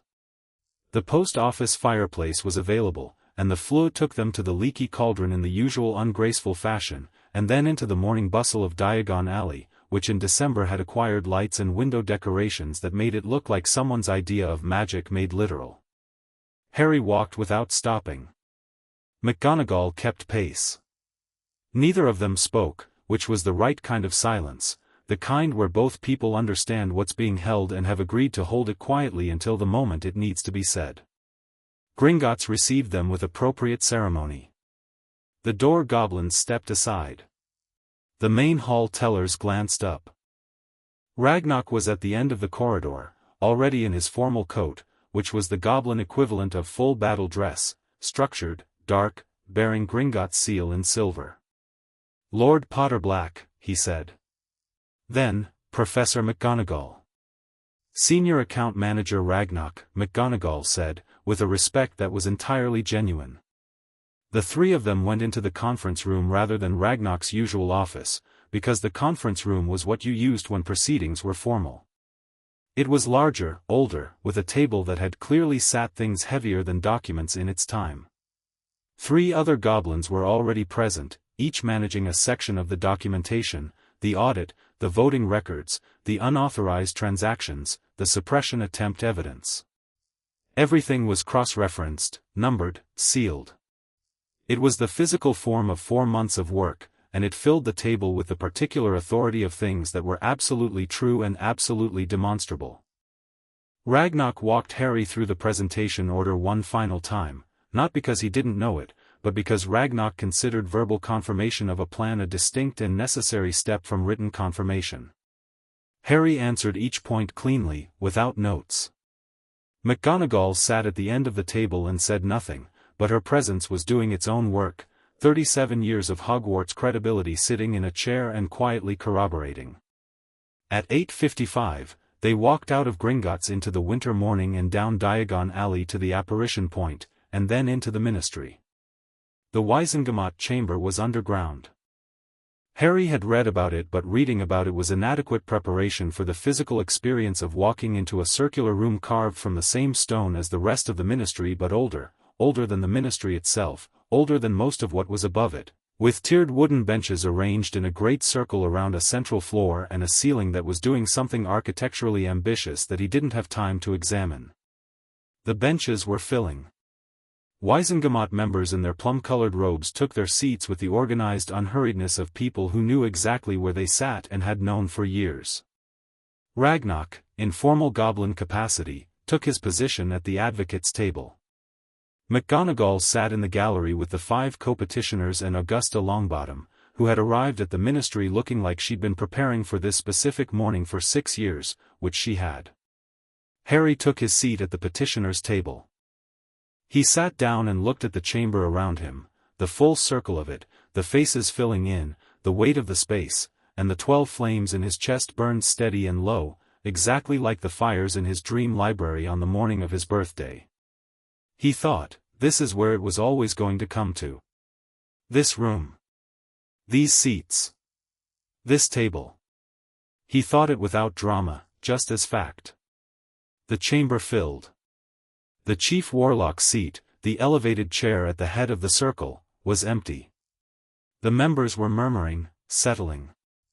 The documentation on the advocate's table had Gringotts' seal on every page and a security charm that meant it couldn't be altered, removed, or denied. Dumbledore arrived at 9:15. He came through the main entrance with the particular quality of someone who has decided how to enter a room and is executing that decision, measured, calm, projecting the settled authority of a man who has attended 1,000 sessions in this chamber and finds the ritual of it familiar. He wore his Wizengamot robes, purple and deep, and his half-moon glasses, and his extraordinary beard, and the blue of his eyes behind the glasses had something in it this morning that Harry was watching for. He found Harry's face before he found his seat. The look lasted 2 seconds. Nothing in Dumbledore's expression broke or cracked, the man had too much control for that. But Harry saw it, the recalibration of someone who has been expecting an opponent and found that the opponent is sitting at the petitioner's table with the exact posture of someone who has already won, not because they are arrogant but because they have done the work. Dumbledore took the chief warlock's chair. He called the session to order with a voice that carried the room beautifully. Ragnarok presented the case in 40 minutes. It was a masterwork of organized fact delivery, no rhetoric, no emotion, nothing that could be dismissed as feeling rather than evidence. The timeline of the proxy authorization. The voting record. The unauthorized withdrawals, itemized by date, amount, and destination. The 3 suppression attempts on the inheritance charm, each documented with the specific magical signature of the caster. The fraudulent application of the Emergency Heritage Protection Act. The Gaunt Estate Vault discovery, presented as evidence of the scope of the dark magic concerns that had been actively suppressed from Harry's knowledge. Ragnarok's voice didn't rise or fall for emphasis. He didn't need it to. The documents made their own emphasis. The chamber was absolutely silent for most of it. Harry watched the members' faces during the presentation, the ones he'd identified from his research as likely to be sympathetic, the ones likely to be allied with Dumbledore, the ones in the middle who would decide everything. He watched the middle ones most carefully. He saw the reading and weighing expression that he'd learned to identify as the specific look of people realizing that what they're hearing is not disputable on procedural grounds and having to decide what they think about that. When Ragnarok finished, the chamber had the quality of a room that has heard something it cannot unhear. Dumbledore was given the floor to respond. He stood. He looked across the chamber with the eyes that Harry had been watching since September, the warmth in them, always the warmth, the genuine love for the magical world and the people in it that was entirely real and entirely insufficient as a justification for what was documented on the advocate's table. He was quiet for a moment. Everything Senior Account Manager Ragnarok has presented, Dumbledore said, is factually accurate. The chamber reacted to this, not with noise, but with the particular stillness of surprise. I will not insult this chamber by pretending otherwise, nor will I insult the young man sitting at that table by attempting to minimize what was done. His eyes found Harry, and what was in them was something Harry had not expected, not calculation, not the managed warmth. Something older. Something genuinely tired. What I will do is explain the reasoning, because reasoning matters, even when, perhaps especially when, the reasoning was wrong. He spoke for 15 minutes. He spoke about the war. About Voldemort's power at its height, the Ministry infiltrated, the Order outmatched, the prophecy that had shaped everything and the terrible weight of knowing that the fate of the wizarding world had been assigned to an infant. About his decision that Harry needed to be kept unaware, unimportant, unmagnetic to dark forces, until the moment he was needed. About the power of the 12 houses as a beacon, the way that 12 activated lordship claims would have drawn every dark sympathizer and political opportunist in Britain to a child too young to defend himself. He made his case with the craft of someone who had been making cases for 80 years. He was compelling. He was honest. He was entirely certain. And when he finished, Harry stood up. He hadn't been scheduled to speak. Ragnarok had told him it wasn't necessary. The documentation was sufficient. The case was made. Harry stood up anyway. Lord Potterblack, the session secretary said, slightly uncertainly. "I'd like to respond," Harry said, "to the chamber, not to the secretary." He kept his voice level. Not loud. The chamber's acoustics were extraordinary and didn't require volume. No one objected. "Professor Dumbledore is right about the facts," Harry said. "He's right that he was trying to protect me. He's right that the war was terrible and the decisions were made under impossible pressure." He paused. "He's wrong about one thing, and I want to name it clearly." The chamber listened. "He decided, when I was a baby, that my safety and the safety of the wizarding world required me not to know who I was. Not to have access to what I was owed. Not to have any of the tools that might have let me protect myself, or make my own choices, or understand my own situation." Harry looked around the chamber, and then at Dumbledore. "That's not guardianship. That's not protection.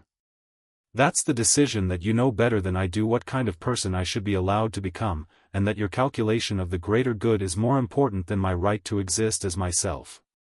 Silence. "And the evidence says that wasn't even strategically correct," Harry continued, with the calm precision of someone reading from a document they've memorized.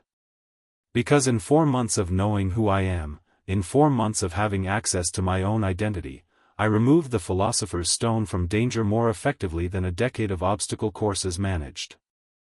I identified the threat to this year's students. I worked within legal frameworks rather than around them. I did everything Professor Dumbledore apparently assumed a powerful Harry Potter would be too volatile or too young or too dangerous to do. He let that land. He didn't protect the wizarding world from me. He protected his plan from me." The silence in the chamber was the silence of 200 people having a thought simultaneously. Dumbledore sat behind the Chief Warlock's desk and looked at Harry with an expression that was, for the first time in 4 months of watching it, entirely unguarded. No calculation. No managed warmth. Just a man hearing something true that he'd been avoiding for a long time, and finding it could not, in the end, be avoided. "I'm not asking for punishment," Harry said. "That's not why I'm here. The documentation speaks to the legal questions and this chamber will decide those. I'm here because someone needed to say, in this room, on the record, that keeping people small in the name of protecting them is still diminishment. Still a choice made for someone else without their consent." He paused. "That's all." He sat down. Ragnarok, at the advocates' table, made a small movement that Harry had come to recognize as the goblin equivalent of a standing ovation. The chamber deliberated for 2 hours. Harry waited in an anteroom with McGonagall and Ragnarok and Augusta Longbottom, who had come down from the gallery with the expression of someone who had attended many Wizengamot sessions and found this one unusually satisfying. They didn't discuss the case while they waited, it was either right or it wasn't, and talking about it wouldn't change the outcome. They talked about other things. Augusta told a story about a Wizengamot session in 1971 that had apparently involved a spontaneously transfigured badger. McGonagall had been there and confirmed the account with the dry precision of an eyewitness. Harry drank the tea that appeared, a house elf brought it, one of the ministry ones, and it arrived without the uncertainty of tea from Dumbledore's office, and sat with the quiet confidence of someone who has done what was necessary and is prepared to live with whatever comes next. At 12:15, they were called back in. The chamber had reached a finding on 3 of the 4 counts. On the unauthorized withdrawals, guilty, with restitution to be calculated by Gringotts and paid from Dumbledore's personal holdings and the Order of the Phoenix's registered assets. On the misuse of the proxy authorization, the authorization was declared void retroactively, all votes cast under it flagged for review, and a formal censure entered against the office of the Chief Warlock. On the suppression attempts, referred to the Department of Magical Law Enforcement for separate investigation, with a finding of probable cause. On the fourth count, whether the Chief Warlock should be removed from his position, the chamber had not reached consensus. They had, instead, done something that Ragnarok, beside Harry, identified with the contained expression of a man who considered it a partial but meaningful victory. They had voted to appoint an independent oversight committee with authority over all future Chief Warlock decisions regarding minor wizarding heirs. Every action Dumbledore took in his official capacity that touched on the welfare of a minor magical house heir now required independent review. It was a cage made of procedure. It was not removal. It was not vindication. It was the Wizengamot-specific, institutional way of saying we believe you but we're not ready to say so directly while making sure it never happened again. Harry looked at Ragnarok. "Is this enough?" he asked. "For today," Ragnarok said. "The Oversight Committee is important. The censure is on record.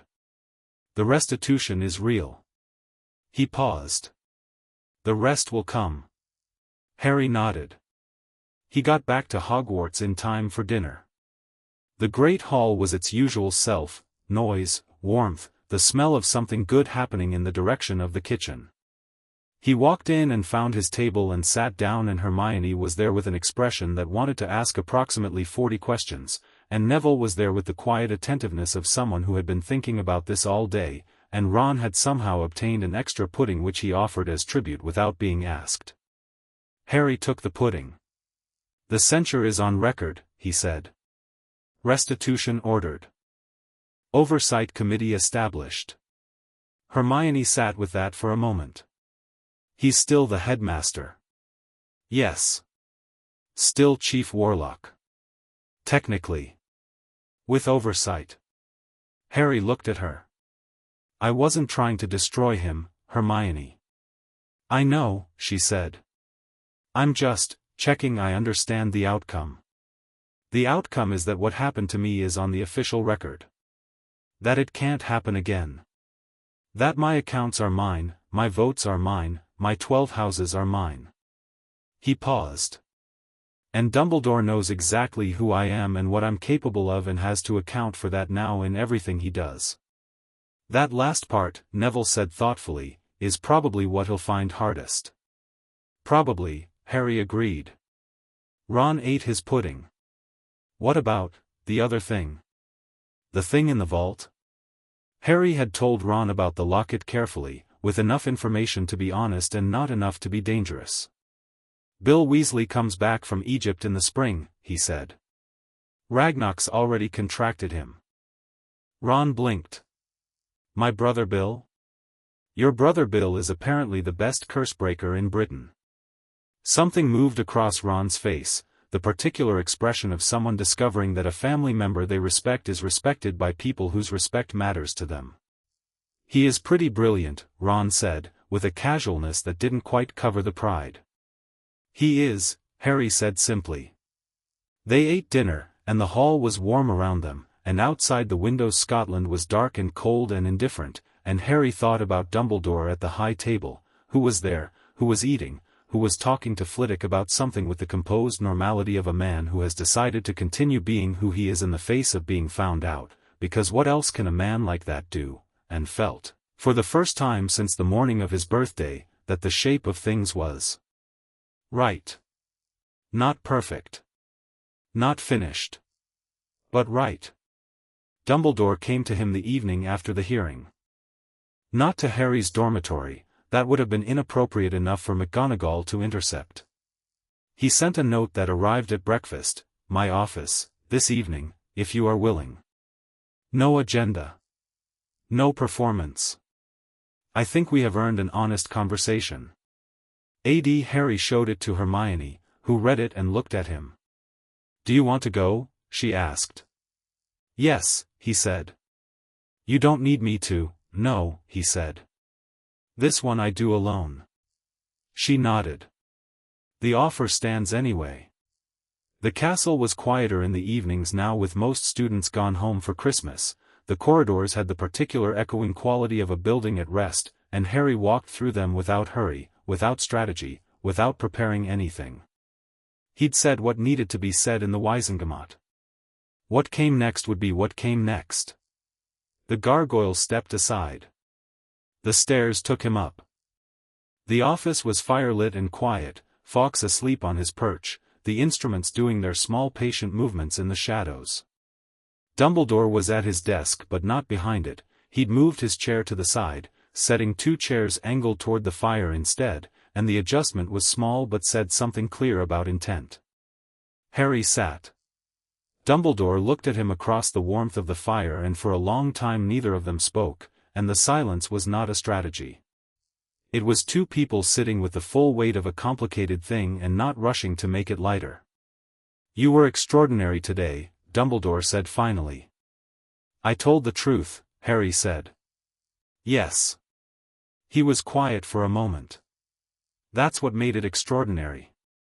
He looked at his hands on his knees, those old, capable hands that had done so much and taken so much, and said, "I knew, when I saw you at the feast in September, that I had made errors."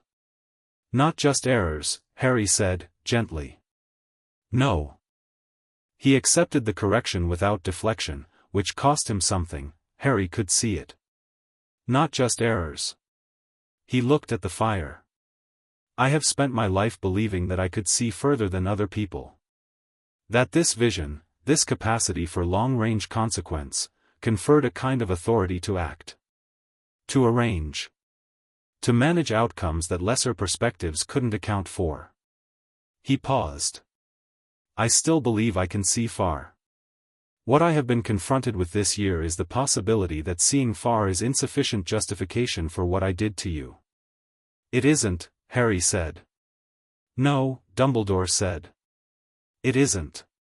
They sat with that. The fire moved. Fawkes made a small sleeping sound. "Can I ask you something?" Harry said. "Of course." The prophecy. Harry had read around the edges of this, had found references, had understood enough of the shape to know it existed. He hadn't pushed for the full text yet, because the timing hadn't been right. "Will you tell me what it actually says?" Dumbledore looked at him, really looked, the way he had in that first tea meeting when the managed warmth had dropped and something more genuine had come forward. This time there was no calculation in the look at all. Just a man deciding to be honest. He told him. All of it. The prophecy in full, the night it was made, the way it had reached Voldemort, the choice it had generated, the death of Harry's parents. The Horcruxes, he used the word, didn't soften it, laid out what he knew and what he suspected with the care of someone giving information they should have given a long time ago. He talked for 20 minutes and Harry listened without interrupting, and the warmth in his chest was steady and present through all of it, through the grief of his parents' death being given context, through the revelation of what he'd been marked as, through the explanation of what the locket in the Gaunt Vault was and what others like it might be. When Dumbledore finished, the fire had burned lower. "You were going to tell me eventually," Harry said. "When you decided I was ready." "Yes." "And now?" Dumbledore looked at him. "Now I find that you were already ready. That you have been, for some time." He paused. "And that my decision about when you were ready was another version of the same mistake." Harry thought about this honestly, about the prophecy and the Horcruxes and the piece of Voldemort's soul that had been in Quirrell's turban and was now somewhere unmoored and weak, and the piece in the Gaunt locket in Gringotts' most secure vault, and the question of how many more. He thought about what knowing all of this changed, and what it didn't. "I'm not going to pretend," Harry said, "that this information makes me feel safe. Or that knowing what's coming makes it simple. No. But I'd rather know," Harry said. "I'd always rather know. That's not a child's decision or an adult's decision, it's just who I am." He looked at Dumbledore. "You couldn't have changed who I am by keeping me in the dark. You just made it harder for me to protect the people I care about while I was growing into it." Dumbledore closed his eyes briefly. "I'm not saying this to wound you," Harry said. I'm saying it because I think you need to hear it plainly, from me, and I think you already know it's true. Yes, Dumbledore said, very quietly. I do. Harry stood. He looked at the old man in the chair, the firelight on his silver beard, the half-moon glasses, the hands that had built so much and taken so much and were now resting quiet and open on his knees, and felt the complicated thing that he'd been carrying since August, which was the specific difficulty of being wronged by someone you could also see clearly, which meant you couldn't reduce them to villain any more than you could excuse them as hero. I'll work with you, Harry said. On the Horcruxes. On what's coming. Because that matters more than what's between us. He paused. But I work with you. Not for you. Not as a piece on your board. Dumbledore looked up at him. As myself, Harry said. Harry Potter. Lord of 12 houses. 11 years old and entirely his own person. He let that sit for exactly the right amount of time. Can you work with that? For a long moment Dumbledore was silent, and something moved in his expression, something that was grief and relief and genuine, unperformed admiration and the very particular quality of a man letting go of a way of seeing things that had been his structure for a very long time. It was not comfortable to watch. Harry watched it anyway. Yes, Dumbledore said. I believe I can. Harry nodded. Good night, Professor.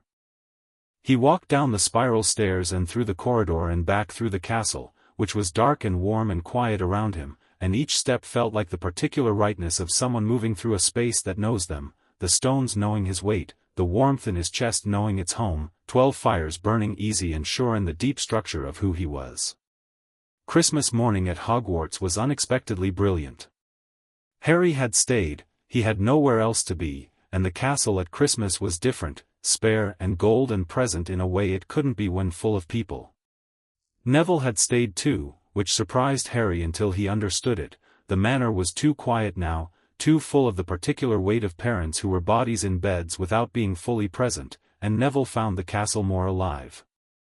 Hermione had gone home but had sent the most comprehensively wrapped present Harry had received in his life, which turned out to be a copy of Advanced Theoretical Magic, House Wards and Their Applications, wrapped in 3 layers of paper and accompanied by a note that said I found it on the restricted shelf and I borrowed it officially, so don't worry, and also Happy Christmas, and also I've been thinking about the resonance theory and I think I'm right about the mechanism if you want to read. Chapter 4 First.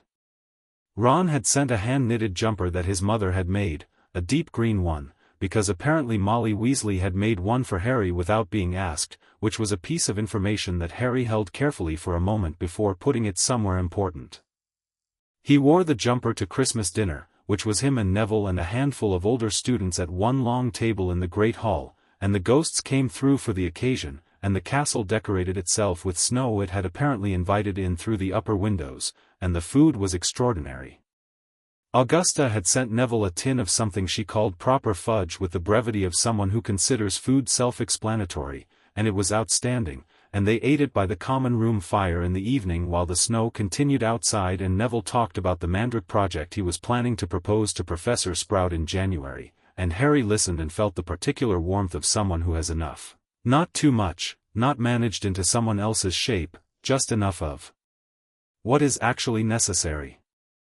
Later that night, alone in the dormitory while Neville slept the deep sleep of someone whose brain had finally stopped running, Harry sat on his bed with Hermione's book in his lap and his 12 rings on his hand and thought about the year. The stone was safe. Quirrell was gone. The Wizengamot had ruled. Dumbledore had heard what he needed to hear. Ragnarok was working. Augusta was watching. The locket was sealed and Bill Weasley was coming back from Egypt in spring. The Horcrux hunt was going to be long and would require care and preparation and allies who knew what they were dealing with. He was 11 years old and he knew all of this and none of it paralyzed him. That was the thing. That was the actual thing, the thing he'd been trying to name since the morning with the burning letter in the cupboard under the stairs. He'd thought for a while that what he'd found was power, that the rings and the vaults and the legal standing were what had changed things. But that wasn't it. Those were tools. Tools were only as useful as the person holding them. What he'd found was himself.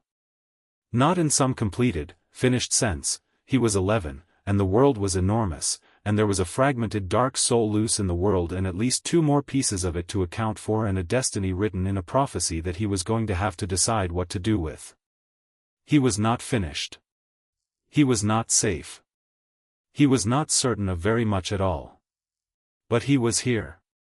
Entirely here, in the way that he'd spent 11 years not quite being, not performing safety in a cupboard, not minimizing himself into acceptability for the Dursleys, not being manageable for Dumbledore's plan, not staying small because someone else decided small was safer. He was Harry Potter. He was Lord of 12 houses and each one of them burned in him like a fire that had always been there, waiting for a window to be opened. He was Hermione's friend and Neville's ally and Ron's chosen companion and McGonagall's student and Ragnar's client and Augusta's partner in old house obligations and Hagrid's, whatever Hagrid was, something large and warm and specific that he was going to spend a long time understanding. He was a seeker. He was good at transfiguration. He read too fast and slept too little and found the castle's habit of moving things to him genuinely comforting. He was the boy the prophecy pointed at, and he was not afraid of that either. He opened Hermione's book to chapter 4 and read by wandlight while the snow fell outside, and the castle kept its long, warm watch around him, and the 12 flames burned steady and low and entirely his, and outside in the dark Scotland breathed in and out with the patience of something that has been doing this for a very long time and knows there is no rush. Tomorrow would be more of it, more of being who he was, in the world as it actually was, with the people who had chosen to stand beside him. Tomorrow there would be more to learn and more to do and more of whatever came next. He was ready for all of it. He always had been.